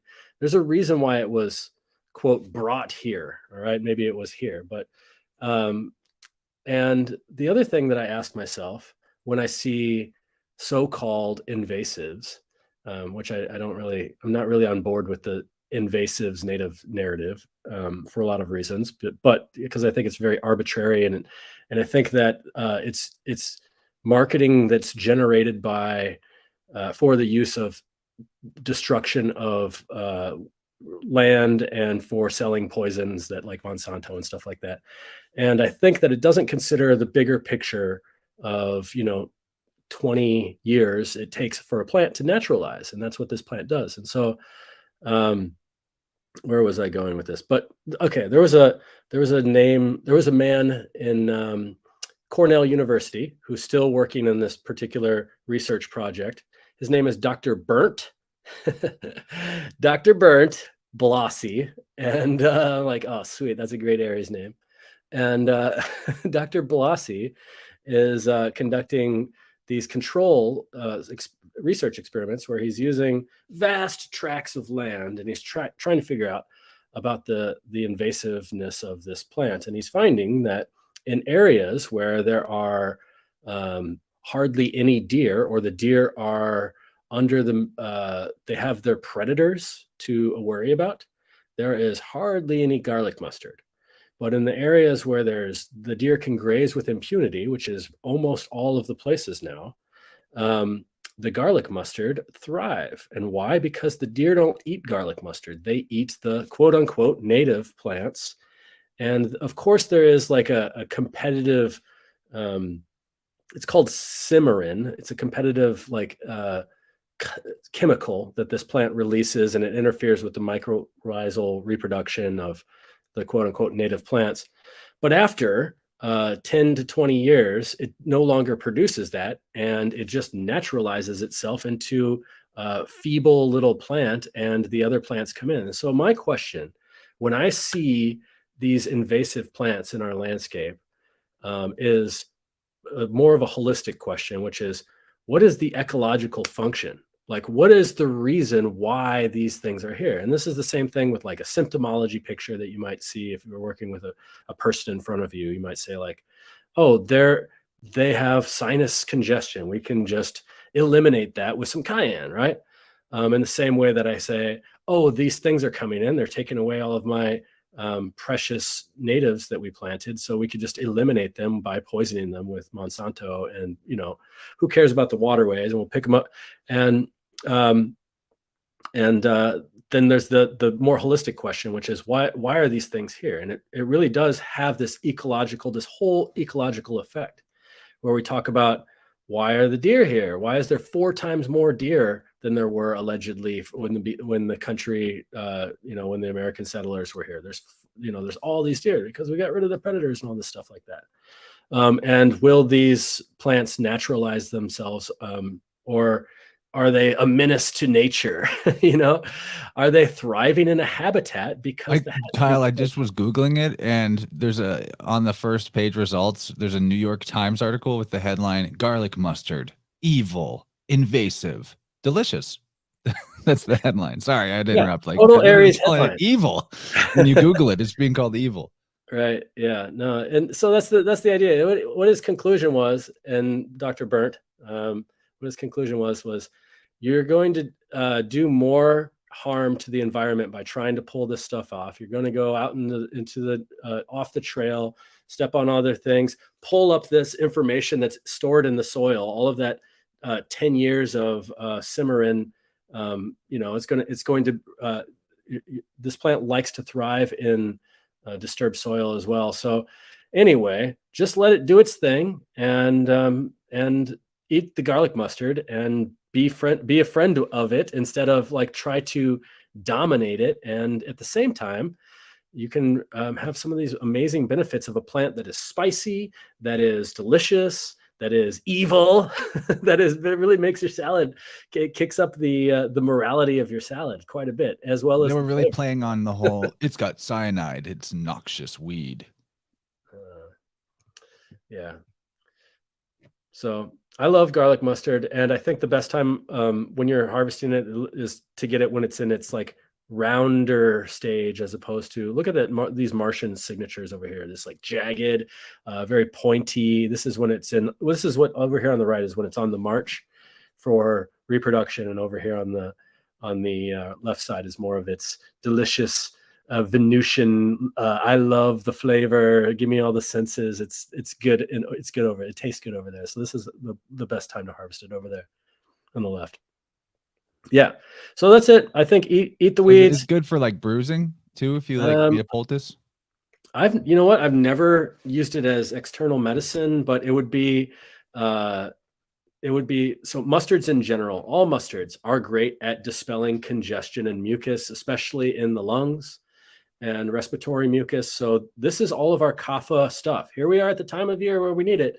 Retroactive causality of nature. So what's going on with a lot of people? They got a lot of mucus. And so if you wanted to make a poultice of it, it's more appropriate to have a poultice for bringing stuff out from the lungs, heating up the lungs, and thinning the mucus inside. And it also has an expectorant effect. And you can also make a mustard out of the seeds too, like the mustard that you put on your bratwurst. And yeah. Well, one thing you can't really think very well whenever you have a mucousy head. And that's generally where people feel it the most when they have allergies. Maybe there is some going on in the lungs, but you really feel it in your head and in your sinuses, right? And because you mentioned the Bible verse, I decided, I was like, what do they call the mustard seed in the Vulgate, the Latin translation of the Bible? And interestingly, the word written is Sinapis, Sinapis. And that sounds a lot like, there's a lot of things you could decode out of that, but it sounds like synapses. Right. Interestingly. I know that's not garlic mustard maybe per se, but just thought that was interesting. Yeah, it's just about the metaphor of the seed and what one seed of garlic mustard could do, how it could change the landscape. You know, just one seed could really infinitely change the landscape. It could change people's perception of the landscape, and so social engineering of how to dominate that landscape. And just one last little thought. I love looking at the name of plants for additional gravy, and this is why I really like coming on the show and finding that garlic. So the word garlic is encoded in this allium. So alliums are onions and garlic and things like that. So there you have the Alliaria. There's Aries and Aria, and petiolata means there's a lot of petioles. I don't know what it means, but I think it's pretty cool. Nice. Petiolata, a lot of petals. I love it. You reminded me, so the guy, the cult leader of the Rajneeshis, the Bhagwan, his main book is the mustard seed, you know, which I kind of forgot about until now. But that's his main work, which we actually had at some point. We don't have it anymore. I never read it. But also you're reminding me of the fact that, you know, you mentioned this burnt fellow, and you know, the idea of sacrifice this time of year, just with everything, Passover, the sacrificial lamb and all of that. It's also reminding me that the Holocaust means burnt offering, and then just the nature of fire, that you need something, wood more than likely, that is going to be burnt, right? You need there's a sacrificial quality just to the nature of fire in and of itself. So if you want fire, something has to burn, something has to be sacrificed. Awesome. They say is a really good don't, weave. Don't throw it in a compost. They say like put it in a plastic bag and let it like rot on the trail, or which is kind of like the tendency of this sacrificial going out and executing this thing on nature. But they also say like burn it, you know, put it in a pile and burn it. And so that's really interesting that like people will get together in like a, you know, an Earth Day mob type of way of just like, you know, you know, executing this thing, you know, and how that energy is really appropriate at this time of year. And if let's say that was going on at a different time of the year, you wouldn't get a whole bunch of people coming together and you know, saying, but garlic mustard's bad, it's evil, it's evil. It's evil. It's got There's like you Google it and there's just blogs and everything like stop garlic mustard. Like people are making their life about this. It's really weird. It's so strange that the juxtaposition of Earth Day and going out to execute something like that, as if basically what you mean by Earth Day is that the Earth is unintelligent and unable to balance itself. Yeah, man. Chance, can you pull up Empress card? Like any old Empress card? I mean, if I had to be choosy, it'd be nice if it had. She generally has the stars in her hair. Yeah, there we go. It's usually 12 stars, right? For one, I think it is so profound beyond words. It's a whole nother weave that the word Holocaust means whole burnt offering. It's almost like we've all chosen this phrase that somehow justifies or ritualizes what that is supposed to mean. It is so profound. Everybody should just kind of sit with what the implications of our word choice is for that. But this is the time of year we're at Passover. So the idea of sacrificial offerings, it's all intrinsic to the Passover thing. And tax day. We're dealing with tax day. We're sacrificing. We're giving up. The fusion of church and state is complete. I will never let go of that fact. But she's got in her hair. She has the 12 zodiacs in her mind, right? She has mastery of the ultimate cipher of the realm, which is star language. Well, garlic mustard. There's a fun little anagram in there. The girl, star, muse, dam. Dam is the lady, the woman. She's got the stars. She's musing over the stars with this diadem of the constellations on her head. So all of this was completely coming to mind as you're musing over the significance of the garlic mustard. And you mentioned that it's better when it's round. Didn't you say it's better off when it's rounder leaves? Yeah, it's like the roundness looks more feminine, Yeah. and it definitely has that the better it's more desirable flavor. It's the more Venusian aspect of it, just like this card. Yeah. For some reason, I just keep seeing how our weave today is really bringing forward the fact that Cassiopeia is actually in Aries. In some minor decan listings, it's actually on the equinox, and the fact that the emperor is actually down in Pisces. I just keep seeing it because here she is again, kind of woven into the language of the word. Garlic mustard has the girl star muse dame. It's all there. The heart shaped leaf, by the way, too. Right. When it's the arrow shaped leaf, no good. When it's the heart shaped leaf, like in this card here, Yep. there's the heart. And there's the like Mario was saying with the sprig, the spring. Yep. I love it. I love that. And Totally. Oh, that's another thing. Aphrodite, a lot of people think of Apollo when they hear April, but I think of Aphrodite. APRL, I think of Aphrodite a lot more in that love, the heart aspect. Just because it's on the screen, I just have to mention the fact that the Globus Cruciger is like an upside down Venus glyph. And it's more of an obscure sort of thing, but there are some people like myself that use the upside down Venus glyph for the glyph for Mars. And so it's almost like the emperor is holding the glyph for Mars in a more esoteric sort of system, I think. So I Yeah. think that's intriguing. But yeah, man, good stuff. As always. Thanks, Chance. So here we are with some horseradish, same family as the garlic mustard. Actually very similar, like even the white flowers, which I was going to mention. I wonder, to me, the white flowers might indicate like an ability to be like purifying. And so we're talking about things that are going to maybe help expel mucus and start things to move or whatever. This is just one of the thoughts I had. So came to mind with the garlic mustard, and then here it is with horseradish. One of the nicknames for it is mountain radish, or coarse radish. I think coarse radish is actually more of like an English way to describe it. But again, there's a perfect example of how the H becomes C or CH easily all the Nice. time. Because and also you can just drop it. So H is really kind of like the difference between horseradish and horseradish is just how much you put emphasis on the exhalation at the beginning, or thus it's called an aspirate.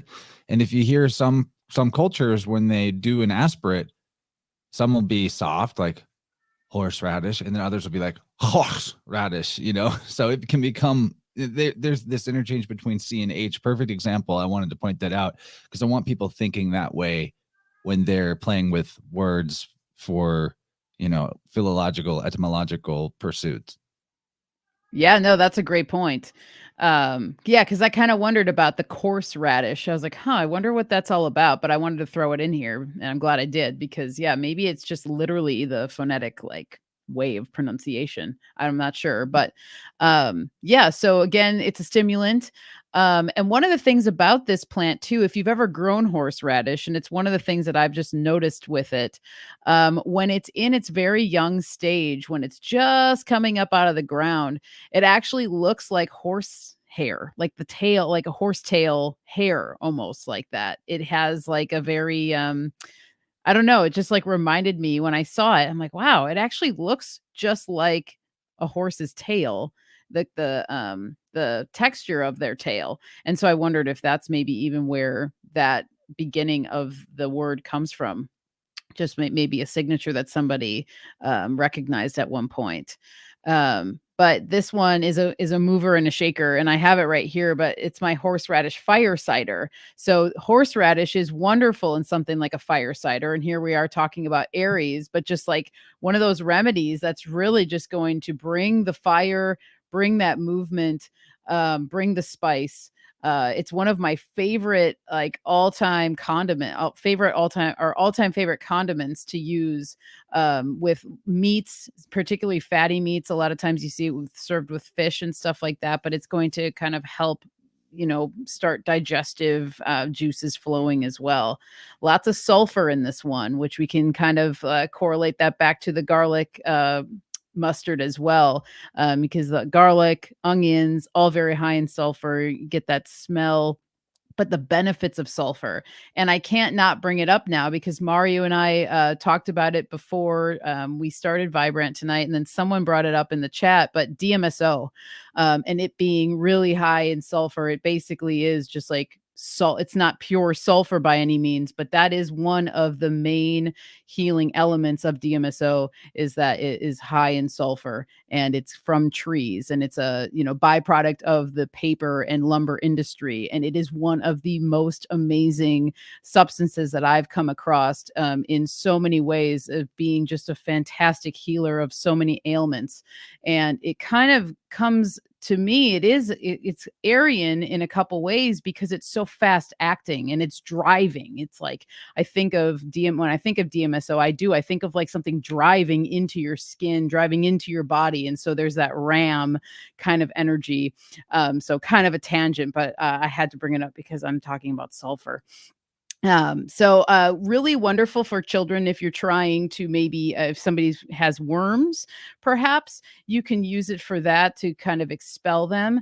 I also have a quote here from Culpepper about horseradish, and he says, "If bruised and laid to apart, grieved with sciatica, gout, joint ache, or hard swellings of the spleen and liver, it doth wonderfully help them all."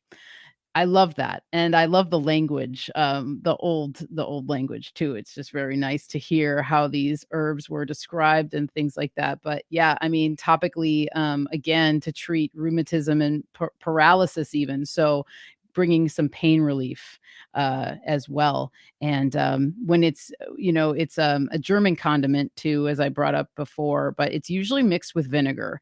And that's another reason why I use it in my fire cider, because fire cider is the base of it is vinegar. So it works really well with vinegar. So if you were maybe wanting to make a tincture with horseradish, but you don't want to use alcohol, this is a really great herb to combine with vinegar. And vinegar is great at extracting medicinal properties from plants as well.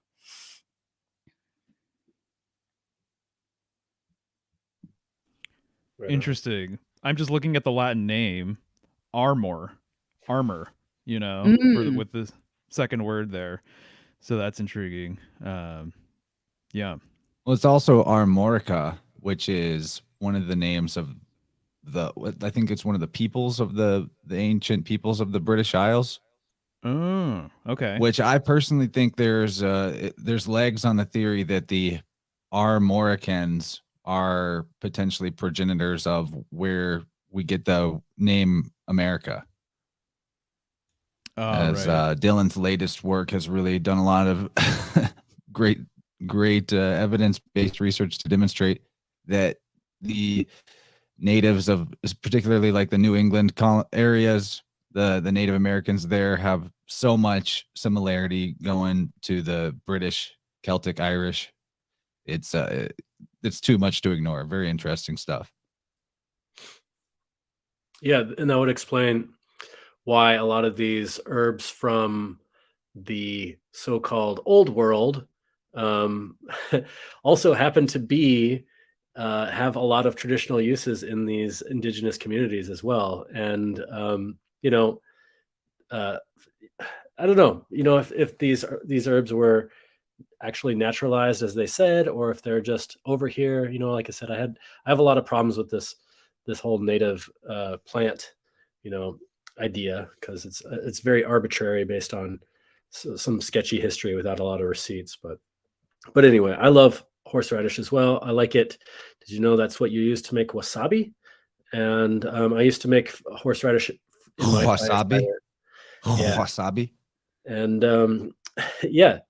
Also, the name horse, like I'm thinking about, like if you're horse, if you got like a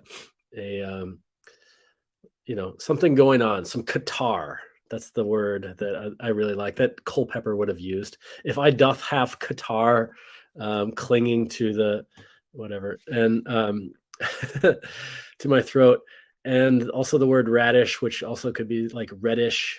I don't know. It's just fun to think how some of these words can really describe the energetic qualities of these signs that we're in, that we find them in at the times, and also be a remedy of if somebody has like a horse catarrh, or if they have a radish like constitution, if they're I don't know. These are the types of herbs that I would work with to help stimulate and equalize circulation. That's just maybe concentrated in the head or concentrated in the face, as very often is with the Aries constitution philologically. Somebody who has a lot of energy kind of up here in the head, and maybe tension that keeps it from equalizing all the way down. So it presents as a lot of redness, and maybe even like the veins and things like that. But so yeah.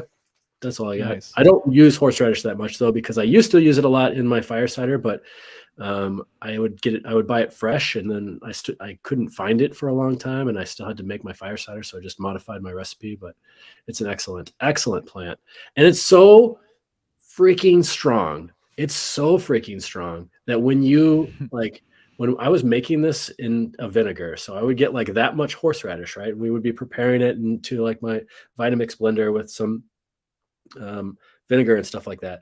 I would be tripping like from the fumes. Like, you think that onions make you cry? Like, we would be doing onions and be like, oh man, ooh, this is hard.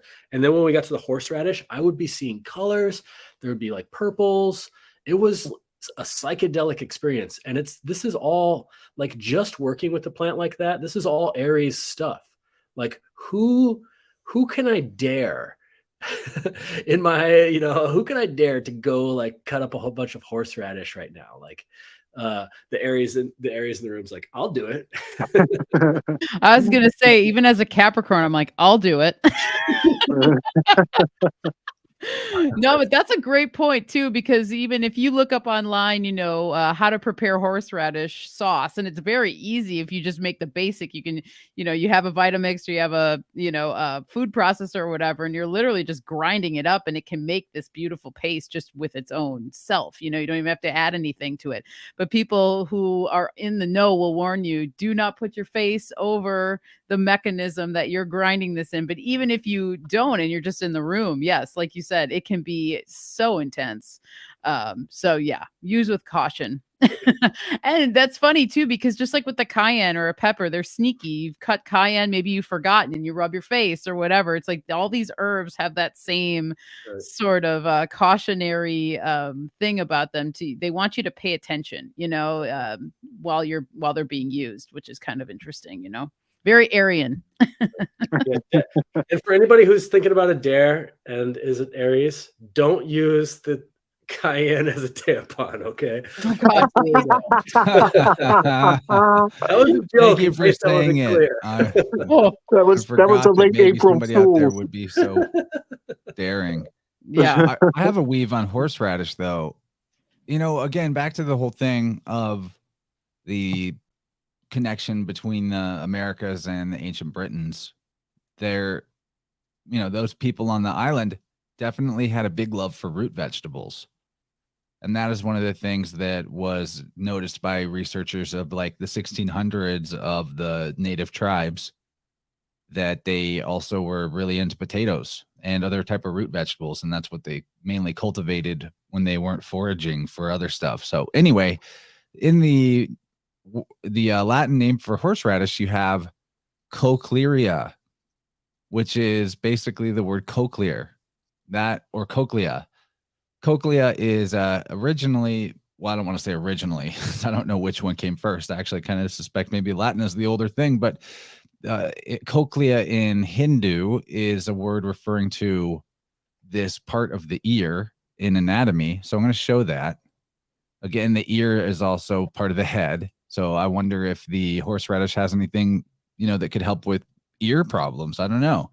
But cochlea is this spot right here where my mouse is going. And as you can see, it's shaped like a spiral, like a ram's horn. the way it curls back in on itself. Very interesting.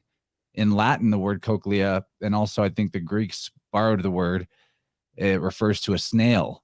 So snail shell has that shape as well. You see a lot of snails in springtime too. So anyway, I just wanted to bring that weave forward. Another great example of the obvious affinity between Sanskrit and Latin that seems to go widely unnoticed. But this, what does it mean that horseradish is referencing this spiral cochlea snail ear shape thing? That's interesting because, it just makes me think about, it probably does because of the spice and that stimulant, action, just having the ability to open up that area, just like it opens up the sinuses, but opening up the ears. And I notice it. My ears open up when I eat peppers and when I eat horseradish. And so that's a really great point, Chance. I love that. Yeah, man. Oftentimes, back to the ear, eyes, and earies, and having the ears to hear and the eyes to see. There's another little side weave on this that has, I think, a lot to do with cultures that hail back to Egyptian influence.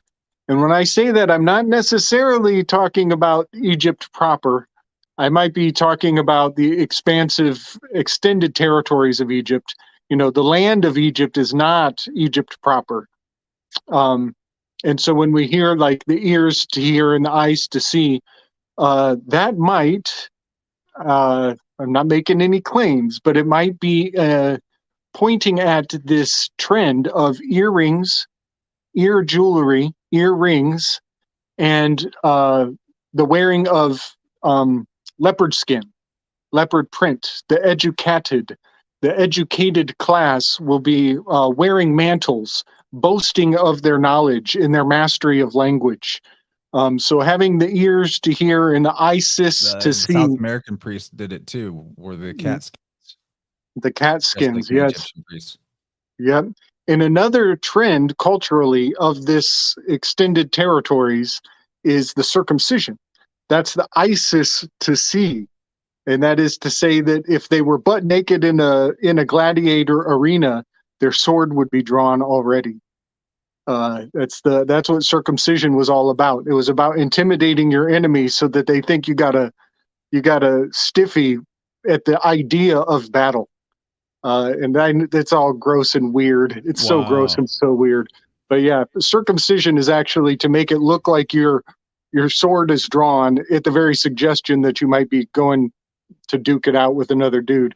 Fucking weird. So weird. That's really interesting, Gabe. That resonates with what I read in Faber's Origins of Pagan Idolatry, old last book, where he was conjecturing about like the origins of the priest class and rulership style of government in general. And, he had a lot to say about the original priest class also being like the generals of war. So yeah, very interesting. Yeah, it's really weird. It goes, so if you're a pagan, your father's probably gone and he didn't do the rites. And so your sword is going to be sheathed. So if you're a pagan, you're not circumcised, you're going to look timid in the battle arena.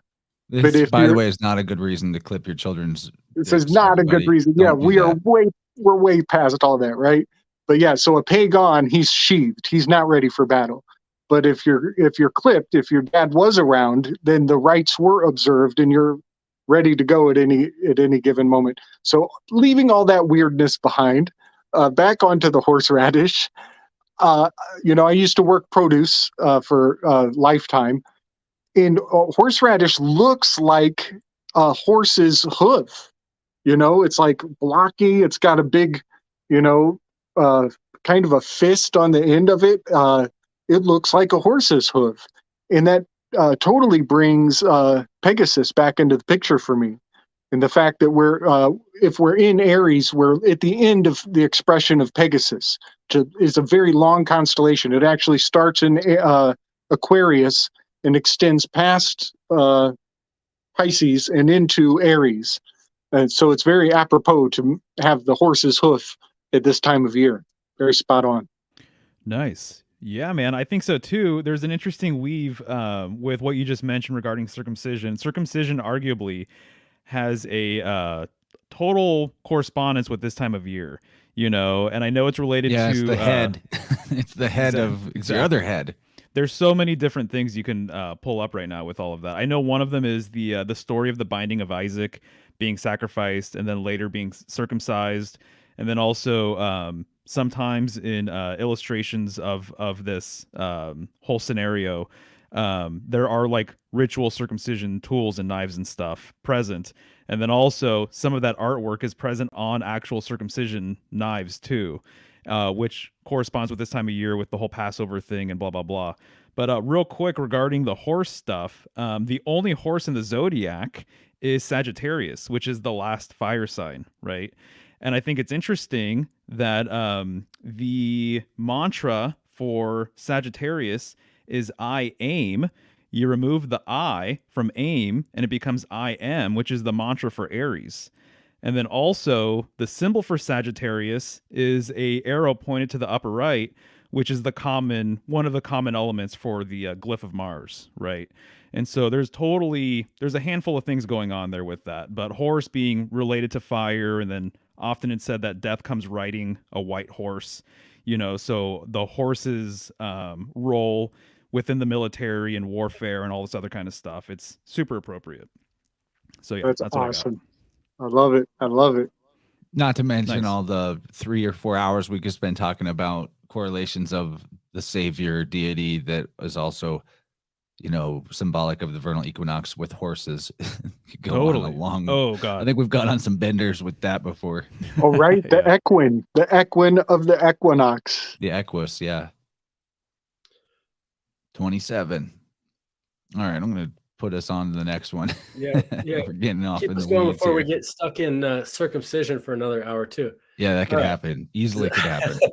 Zing, as in zingibber. Is it a zingibber or is it a zingiber? It's fun because it's the last. It's like a lot of books are like every herb from alfalfa to zingiber, because we don't really have a common name that starts with a Z. But in a lot of other places that speak Latin, this plant would be zingiber. Which is, I did some research on the etymology earlier, and that is from a modification of Sanskrit, which is Singbera,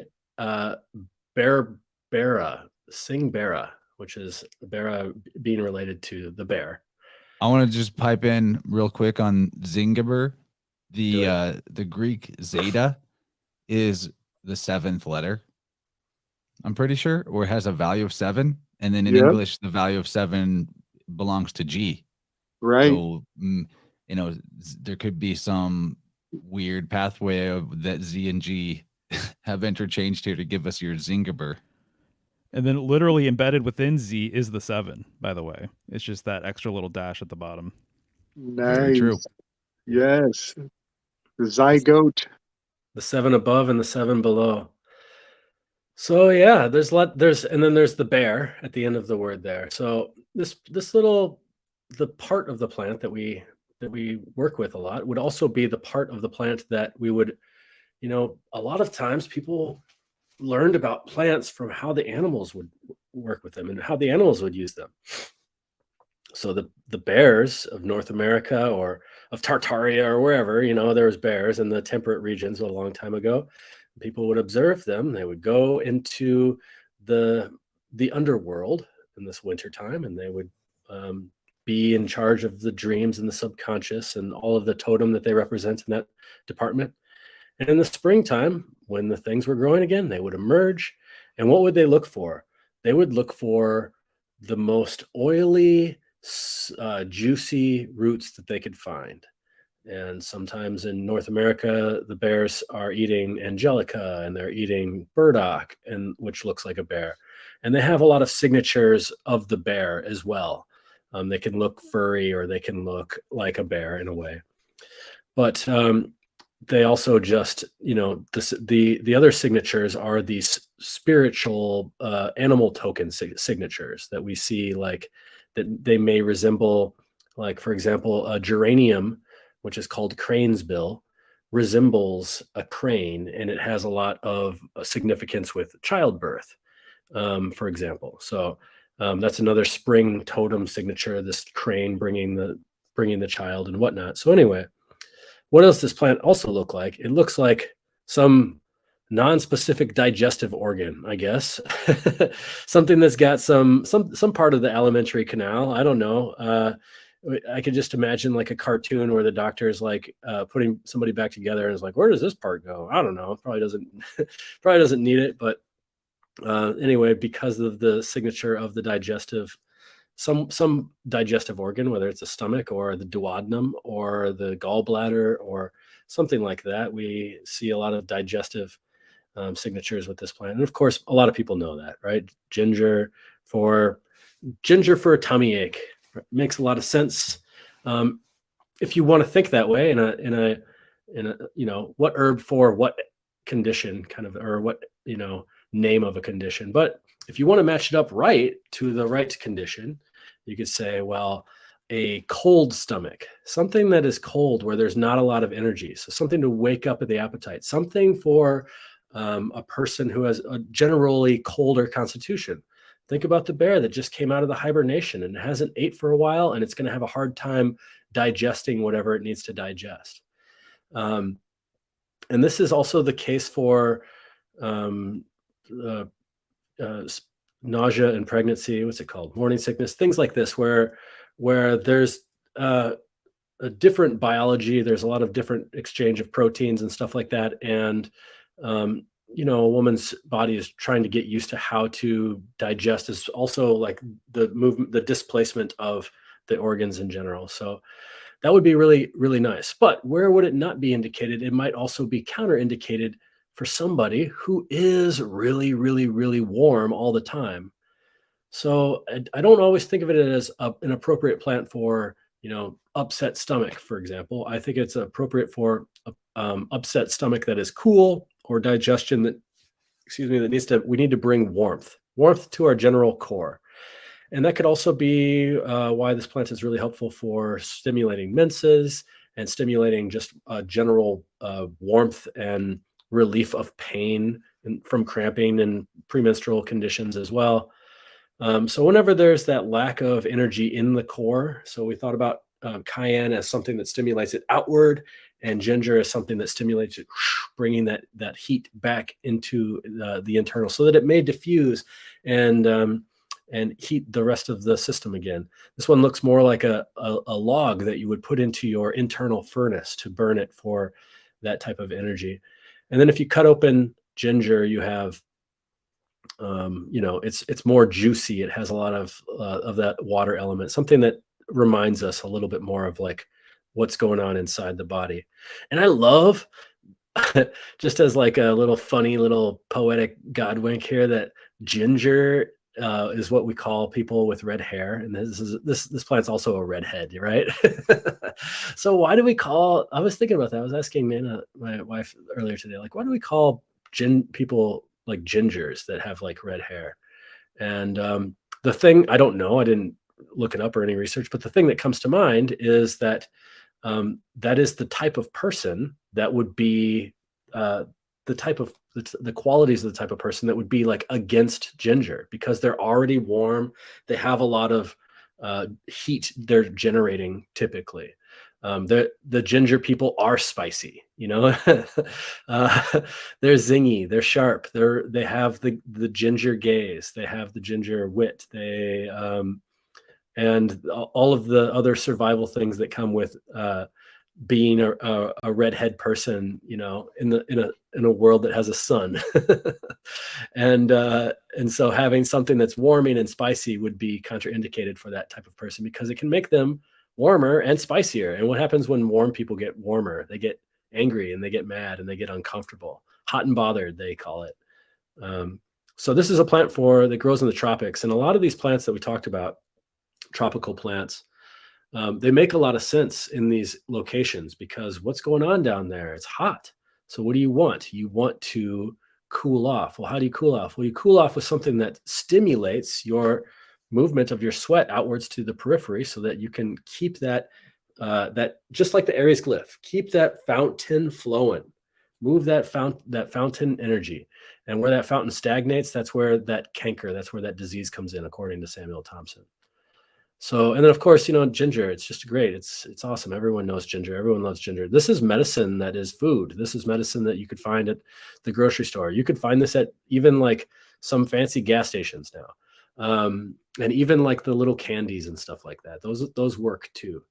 And I have so much experience with ginger, but one of my favorite things where ginger like really came and saved the day was just like after a Atlantic flight, and I landed in Frankfurt, Germany, and there was a juice bar, and they just put up like 2 roots like this into a juicer and gave me like a 1 ounce thing, and it was awesome. It really saved my gut, because I had been sitting down and traveling and in a position where the energy is not moving.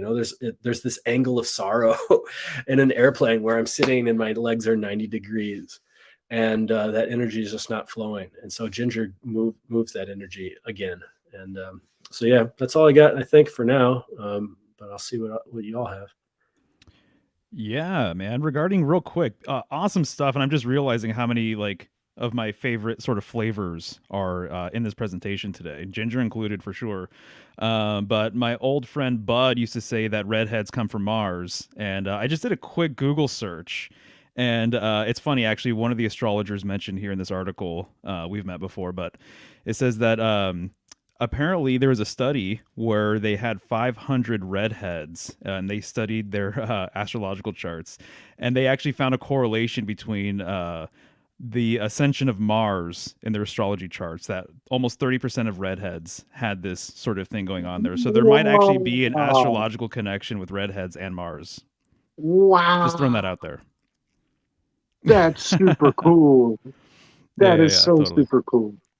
Can you imagine what kind of big data astrology knowledge that people who have the keys to some of these data collection things have acquired at this point? Right. It's I mean, crazy. that right there opens a whole Pandora's box of vindication for astrology. There's so much to it. I love that little There's fact. so much to it. Like when we were at breakfast, or maybe this was the Monday night when Kyle and his family were hanging out with me and Jenny. He astutely guessed her sun sign as Gemini. Yeah, I heard that. It's pretty amazing. Nice. So there must be something to it if you can discern like that. Right?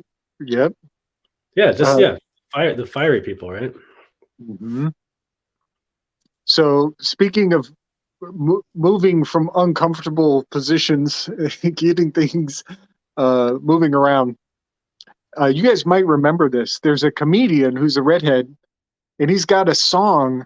I forget his name. I forget the song, but I only remember this one line because it's such a good line. He says in his song, it's a song about gingers. And he says, much like only a ninja can kill another ninja, only a ginger can call another ginger a ginger. But I think that a lot of people are kind of over that. Like, I don't think redheads are, all that butthurt about being called gingers. So maybe some are. I got red in my beard, so I can make that joke. But I will point out in a very, it is a universal food. It's like it's in the Mediterranean, it's in the African, it's in the Asian. All cultures love ginger. It's so medicinal and so wonderful. And the last awesome ginger that I have was from our friend Martin, when he gave us the candied ginger in the turpentine. That was such high grade medicine. And his name's Martin. So there's a sync right there. And then one last thing while we're, leave it to me to bring the uncomfortable stuff to the surface. But the most racist anagram in the whole world is in the word ginger. And I'm just going to leave that there. I'm not even going to solve that puzzle. I'm just going to leave it floating. Such a bad anagram. So bad. So bad. How dare you? Naughty anagram. Well, thanks for going there. Now we all know. You just making us think it. Now we're all racist. Yep. Sorry, y'all. The most infectious thing on earth is an idea. All right, so we got one more slide, but before we do that one, I think I want to throw out there the one that I think corresponds to this time of year, and that would be, and of course it's an adaptogen, so I'm sure it corresponds to other parts of the zodiac, right? A lot of these do, which is fun, but this is cordyceps mushroom. So there's a few reasons why I think this fits. First of all, it is used to, like, it's invigorating, energizing, gives you that pep. It's a key ingredient in my favorite tincture, kapow. Yeah. I ordered some more kapow while we were on the stream just now. Dude, you're like, did you finish some? I saw you hitting something earlier. I think I was hitting the gladder bladder, to just help tighten that up a little bit in case, we're going a little long. It's over 2 hours. Just help me out before I need it. I got a lot of Tippecanoe tinctures, guys. Go get it. Tippecanoeherbs.com, Interverse code 10% off. But anyway, cordyceps, it gives you a lot of that pep. Athletes love it because it helps you, go faster, harder, stronger, longer, all of that. And an Aries correlation would be that it was, the lore about it is that it was discovered by, its properties were discovered by shepherds noticing that when their goats ate it, they got crazier. So there's your goat, your ram. You look at this mushroom, it has it's very reminiscent of like a wand, fire symbolism, looks like a wand. And then the most interesting part about it is the whole, maybe someone else can elucidate more about the way that cordyceps mushroom grows, but correct me if I'm mistaken, but doesn't it grow out of an insect's head? It grows out of something's head, right? So Aries is the head. It's Cordyceps militaris. That's the name. This is Aries AF. Yeah, militaris. Wow. So is it militaris because it comes from the species name usually indicates, sometimes when it's like that, it indicates the name of the genus of something else that it's like. And I think it's because it's the military caterpillar, or I think it's it's a caterpillar that it grows out of, but I think it's a caterpillar that's got a name, a military caterpillar. And so there's also there's the military, but there's also a fertility aspect to it as well. The young stage of the year, right? It's not so undeveloped and stupid. All you're thinking about is I am hungry. I'm a caterpillar, and completely unaware of anything else besides your connection with your creator.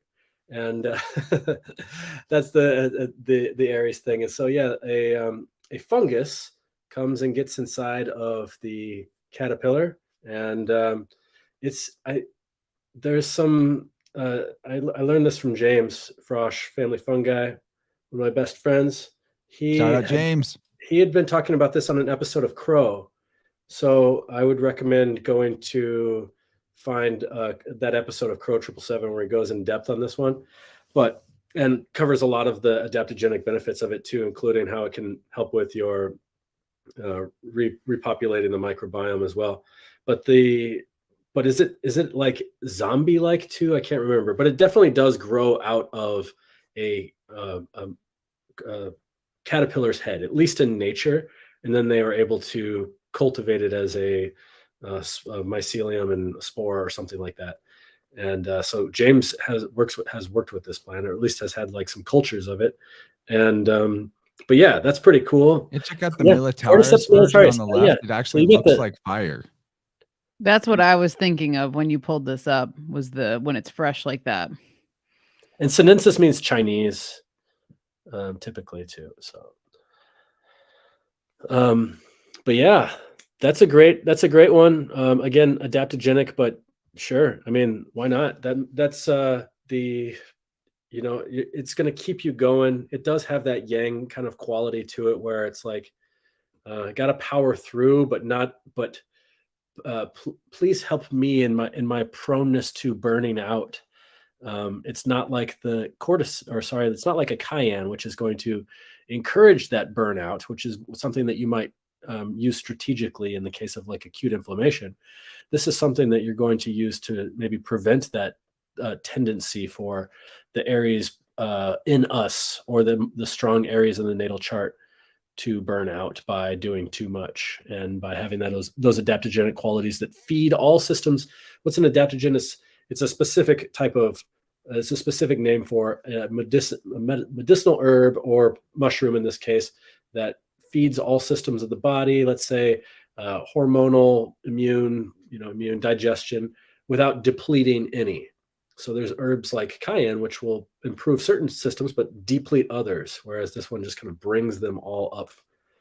And the detriment of certain adaptogenic herbs are that it's kind of like credit in a way. Here we're back at, I'll use tax day as a metaphor. What happens for a lot of people on tax day? They get this like surplus. They're like, oh, sweet.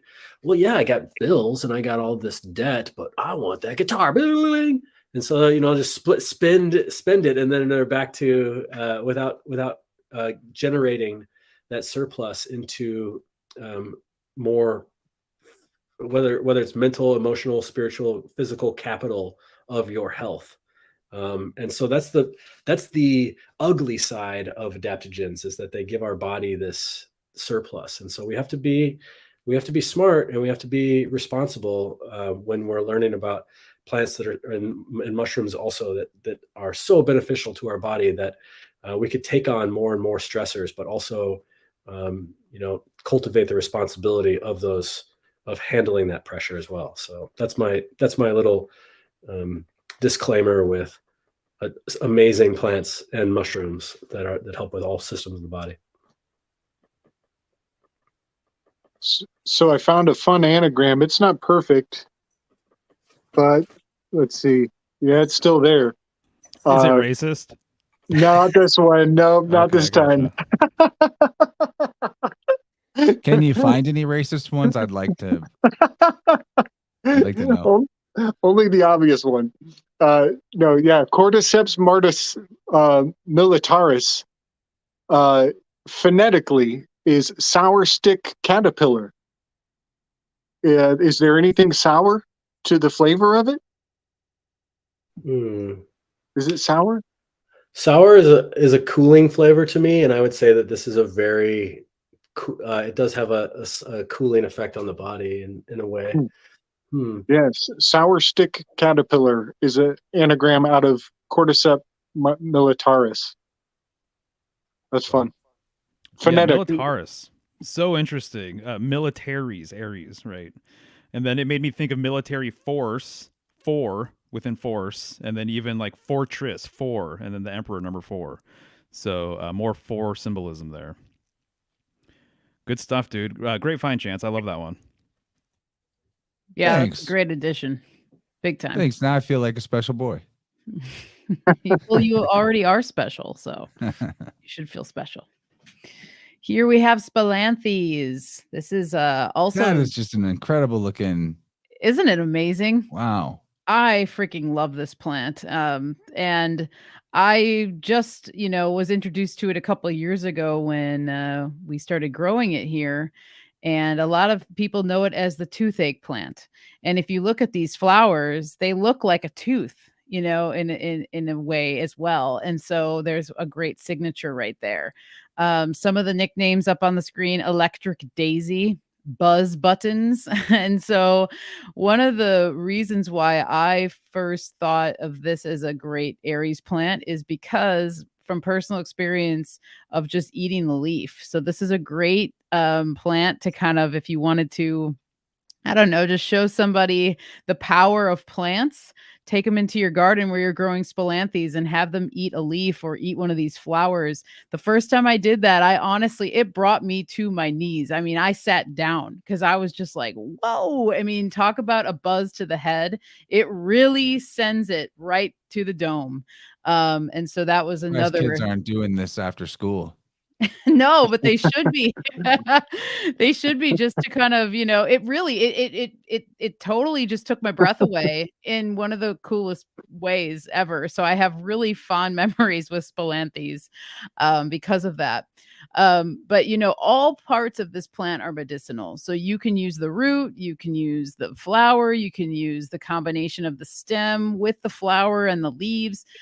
Great for the immune system. And it has a really strong numbing effect to it, which is one of the reasons why it's called toothache plant, because it's famously used to help with toothaches. But it also is not only going to take the pain away, but it can actually help to start fighting off an infection if there's like an abscess of the tooth or whatever. This has the dual action of bringing relief, but also bringing healthy blood to any area where there may be decay or an injury or something like that. This is just a wonderful plant for that. So it pairs really well with echinacea, because echinacea and spilanthes have the same constituent of the spilanthanol in there. And that is actually that numbing, tingling sensation you get. And so anyone who's familiar with echinacea, if you chew on the root of echinacea, it will also give you that, not as intense as the spilanthes, but you could get that tingly, numb feeling. So echinacea and spilanthes are a wonderful pair. You can make a mouth rinse with this, or you could tincture it and then put it into like a homemade mouth rinse, preferably maybe like a salt rinse, add some spilanthes tincture, and the spilanthes will really penetrate the gums really well and very deeply to get to any kind of infection. One of the cool things that I learned about this plant as I was looking into it a little bit deeper is that now it's kind of like a brand new thing in the cosmetic industry, because they find that it can actually help to reduce wrinkles. And one of the reasons why it reduces the wrinkles is because it's a muscle relaxer. And so it helps to reduce the micro contractions that might happen in someone's face that can create wrinkles. If you have a furrowed brow, or which is something that I've had to, I find myself, so you get like lines right up here, or, sometimes we get wrinkles, you get wrinkles for more reasons than just micro contractions though. And I know Kyle knows all about this, but you can read the body, your wrinkles, every line on your face that shows up, it means something. So there's also, I use caution with the anti-aging kind of stuff, because, it's a natural process that our bodies change, and they morph, and things happen, so you get wrinkles as you get older, but the wrinkles can indicate things too. So it can point to something that might be, popping up in your body in other places that you didn't know about, but a wrinkle can indicate a lot of things. And that could be a whole episode. Actually, I would love to go into that kind of stuff a little bit more. Margie Flint is a great woman to look into if you're interested in reading the body and how to do that better. She's a really good one. Matthew Wood too. But anyway, that's another side tangent. But I just love spilanthes. So love to hear what everybody else has to say about it.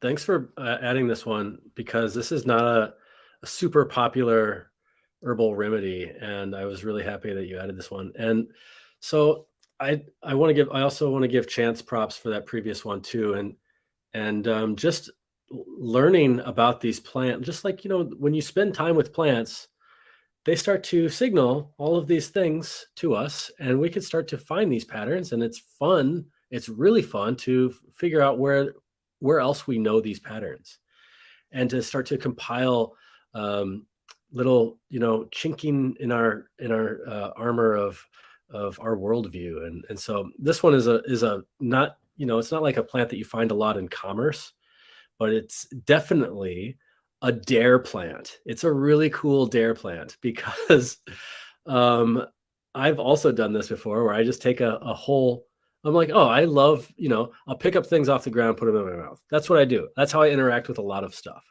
That's how I lick rocks. And so I'm like, oh, ain't no plant too strong for me. And I've done this before because I've grown this plant, and I'll take it and they say, oh yeah, it numbs your mouth. It's pretty intense. Yeah. Okay, whatever. And put it in my mouth, and it is so freaking intense. Of like, the intensity is like stimulation. It's not spicy. It's not cooling. It's like stimulating. It's so, and it makes you salivate a lot. It makes, in this case, it made my throat kind of feel like it was closing up. It wasn't closing up. It was just so stimulated that, like, if you put magnesium on your skin, it feels tingly. And that one of the reasons why is because it's stimulating your skin. The same thing, it was stimulating the inside of my throat. And I thought that I was like, it was the same thing. I dropped to my knees, and it would be the kind of plant that, like, you would say to your buddy after doing something like that, like, okay, your turn. Okay, you try it now. And if you're especially in high school, you're like, okay, well, that looked like it sucked, but I'll do it too.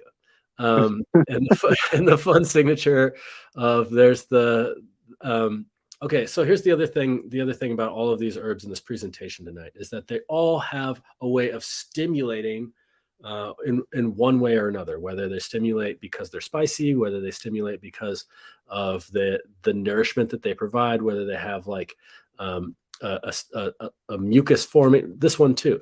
And so this is the medicine of the Aries, which is again, with the wrinkles and stuff like that, we're talking about holding on to tension in certain patterns and allowing that like there's ways of relaxing by just being gentle. This is more of the Taurus way. Oh, let me just like rub your shoulders. And then there's the Aries way, which is like open it up, like open up the gates now and like get out there. And so it, like, that's the kind of medicine of this, where it just like takes away tension by stimulation as opposed to relaxation. And it's really effective for a lot of things. And of course, it's ineffective for a lot of things too, because sometimes the body doesn't like to be stimulated so much. Sometimes it likes to be relaxed. Sometimes it's resistant to so much force, so that's why this plant is really great for things like toothaches, like Michelle mentioned, because those are things that can be really, really, really debilitating to just function in general. It's hard to sleep, it's hard to talk, it's hard to think, it's hard to eat, it's hard to do something with a toothache. So how could it help? Well, it can help by numbing it. And how can it help? Also by stimulating that movement of all of that activity to come to the surface and get out. So that's how it makes sense to me, as even the signature there of like the fistula or that abscess coming towards the surface, coming to a head. Think of like if you ever had like a zit or something that's under, I call it like an underground zit, underground pimple. It's like it's not coming to a head. You just want to pop it, but it just won't come out. These are all the types of medicines that we would call on for drawing that heat back out. DMSO is another one for that too. And as a result, then you have the relaxation. Then you have that tension's gone because the fire burnt out quickly. And that's why I think of this one as a really good muscle relaxer too, because of how stimulating it is. And it's fun. It's a fun plant. And they look cool. They're fun. The Electric Daisy, I love that name. Who wrote that in the comment? But that was really cool. Yeah, it does look fun. There's a weird appeal to this one. I like want to eat it. It looks like it's supposed to be candy or something. The Buzz Button name kind of lends to that, I feel like. It looks like you would feel funny if you ate it. It does. Right. It kind of reminds me of something that you would see like in, I don't know, like Willy Wonka's factory or something like that. But there's something one of those about things that when I would see it on a walk, I would go, that's some Dr. Seuss shit right there. Exactly, dude. Yeah. I was just going to say, I bet if an elephant listened close enough, he could hear who. That's a better comparison. Dr. Seuss, like, for sure. Yeah, all great points. I love this one. I was so excited to talk about Spilanthes because a lot of people don't talk about it, and it's actually kind of hard to find information on it. And so the best way to learn is to maybe find some Spilanthes plants and grow them in your area. And a good thing to keep in mind with Spilanthes, if you live in like a colder area, even in here, so like from if you're into gardening zones and understanding your garden zones, like in zones 2 through 9, this usually grows as an annual, because this is native to India and I believe South America, if I remember right, but warmer regions. Just again, going along with this Aryan theme of a lot of these plants grow in warmer regions. So, but if you are in zones like 10 through 12, this can be an annual. So you can grow it in a warmer region and it will come back every single year for you. So yeah, anyway, just a little tidbit for the growers out there who are wanting to maybe experiment with Spilanthes. I highly recommend growing it. And it grows pretty, it's like low to the ground, it doesn't take up a lot of room really. So anyway, go for it and experiment and eat some and just have that firsthand experience because it is really fun and very, very interesting. I want to mention too that this is a daisy without its petals. Yeah, good point. It's a compound. What's it called? Asteraceae. So just Mhm. like a daisy, just like a sunflower, just like a dandelion, where all of the inner flowers are flowers, just that make the Fibonacci spiral, but it lacks the little delicateness around. It lacks the frill. It lacks it's all thrill. There's no frill. That's awesome. That's such a great point. One of the other signature things that I wanted to remember to say is that the leaves they're known as like toothed leaves. So this one you can kind of see, but the leaves are a little bit brown on the edges, but it kind of has like more of a toothed look to it. You can kind of see it in one of the leaves in the front there. But that was another signature that I noticed too with the tooth. It's just showing you hey, I have a toothed leaves. I'm good for the tooth. Whatever. So anyway, it's another one to throw in the bucket there. So my anagram for Spilanthes is tells pain. Shh. Nice. Another aspirate sound that can sometimes be just like left off or is barely said by other people's would be the S at the beginning. Anyway, so just thinking about it, without that, you have Pila. Makes me think of this pillar action here, coming to a head at the top. Very cool. Yep, I thought the same thing. Yeah, exactly. Very cool. Well, I think that'll do it, guys. I think we ought to be good to move towards a wrap up here. I know that it's a full moon, so Michelle has some particularly potent offerings, I think, to share with us this time of year. Can you help us recall how we might be able to connect with the resource that is Michelle's Healing Home? Yeah, thank you, my friend. Yes, Full Moon Offering issue 31 came out today. So I've got some beautiful red clay and shea soaps for everybody. And I also have my comfrey nettle and pine shampoo bar that I love soap. I love soap so much. I love to make soap. And I've had a weave with soap for years. And so it just feels really good to be honing it in enough where I'm like confident enough to be sharing these soaps with people now. Because for a while I was just making it for us, and it was kind of like I was experimenting and learning. And soap is just so great and lovely. And everyone. You sent me some soap. I really enjoyed it. Oh, thanks, man. Yeah, I sent you the salt soap, which I love making salt soap. I love all soaps, but anyway, soap. So if you want some soap, you can get a hold of me, michelleshealinghome.com or michelleshealinghome@gmail.com if you want to order. And you can also sign up for the newsletter if you like. And then you'll get monthly newsletters and product updates on every full moon. And then if you sign up for Patreon, all patrons get to I announce my offering a couple days before everybody else, and then you can get an opportunity to maybe purchase it or be on a wait list, because I do such small batches that sometimes it goes pretty quickly. And yeah, I've already been sending some I've already got some orders coming through, which is awesome. Very grateful for all the people who have been ordering. And yeah, so I also have the episode that I recorded with Lanny of Greener Postures was just released today or yesterday, I think. And we talked about how to create an herbal garden. And if you're wanting to learn more about how you can incorporate herbs into your garden, herbs that can just beautify the garden, and how to kind of hone in on your family's needs and how you can build your own home apothecary by incorporating some of these herbs into your garden. So you can check that out too. I love it. I love it. People can And as find the always, link to thank that you all. in the show notes, as well as the links to these fine gentlemen here on the screen. Anybody got any thoughts burning a hole in their pocket? Chad's about to fall to their death. Anything?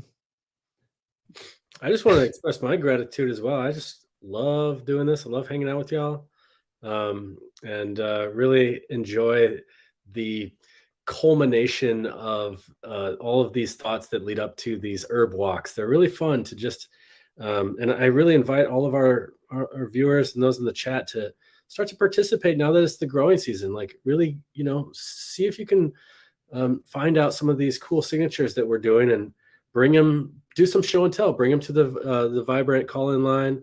And it would be really fun to have this, expand this a little bit more.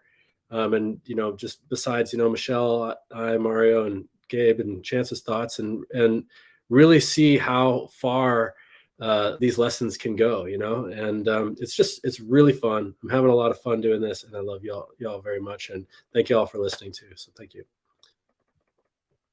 Beautiful, beautiful. I echo the same sentiments. I have a great time doing this. It's rad just to continue this whole entire series.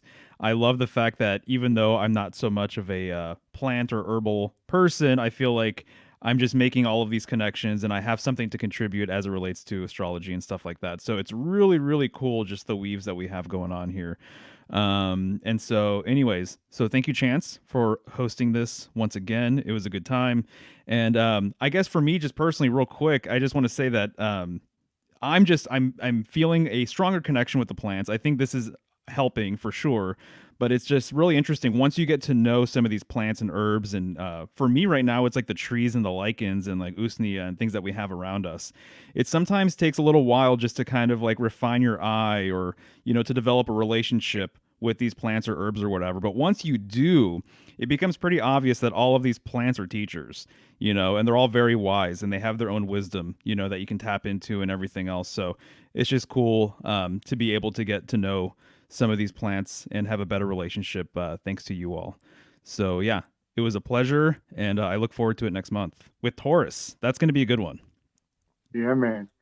Yeah, Kyle, how long are you down in Indianapolis for? I'm gonna stay here tonight, and I'm gonna make my way up tomorrow. So, and I don't really have plans. So, you wanna? Yeah, I'll hit you up. Okay, man. Yeah, we have to link up, bring the tribe together. I'm on a road trip right now. I saw a Chance. Maybe I'll make a diversion. Next thing I know, I'm in the West Coast seeing Michelle and Mario. Yes. Yeah, man. I was telling my wife that I was like, we got to travel more. This is nice. It's really nice to just get out and see people in real life that we're making all these fun connections, and it's just cool to tend to these gardens as we go. So yeah, man, it's the season for activation. That's what's up. Yeah, definitely. We could talk about it off screen, but Mario and I will be in Milwaukee in June. Just throwing it out there. So cool. Love to meet up and whatever, however we can do that. Anyway, just throwing it out there. We will. All right. Yeah. Oh, don't mind me. I'm just Googling how long of a drive is that from here. Nice. It's doable in a day. Oh man. Oh geez. I'd love to meet up with Mario and Michelle if you were closer to me by being in Milwaukee. Okay, we'll talk. Good night, everybody. Thanks for tuning in.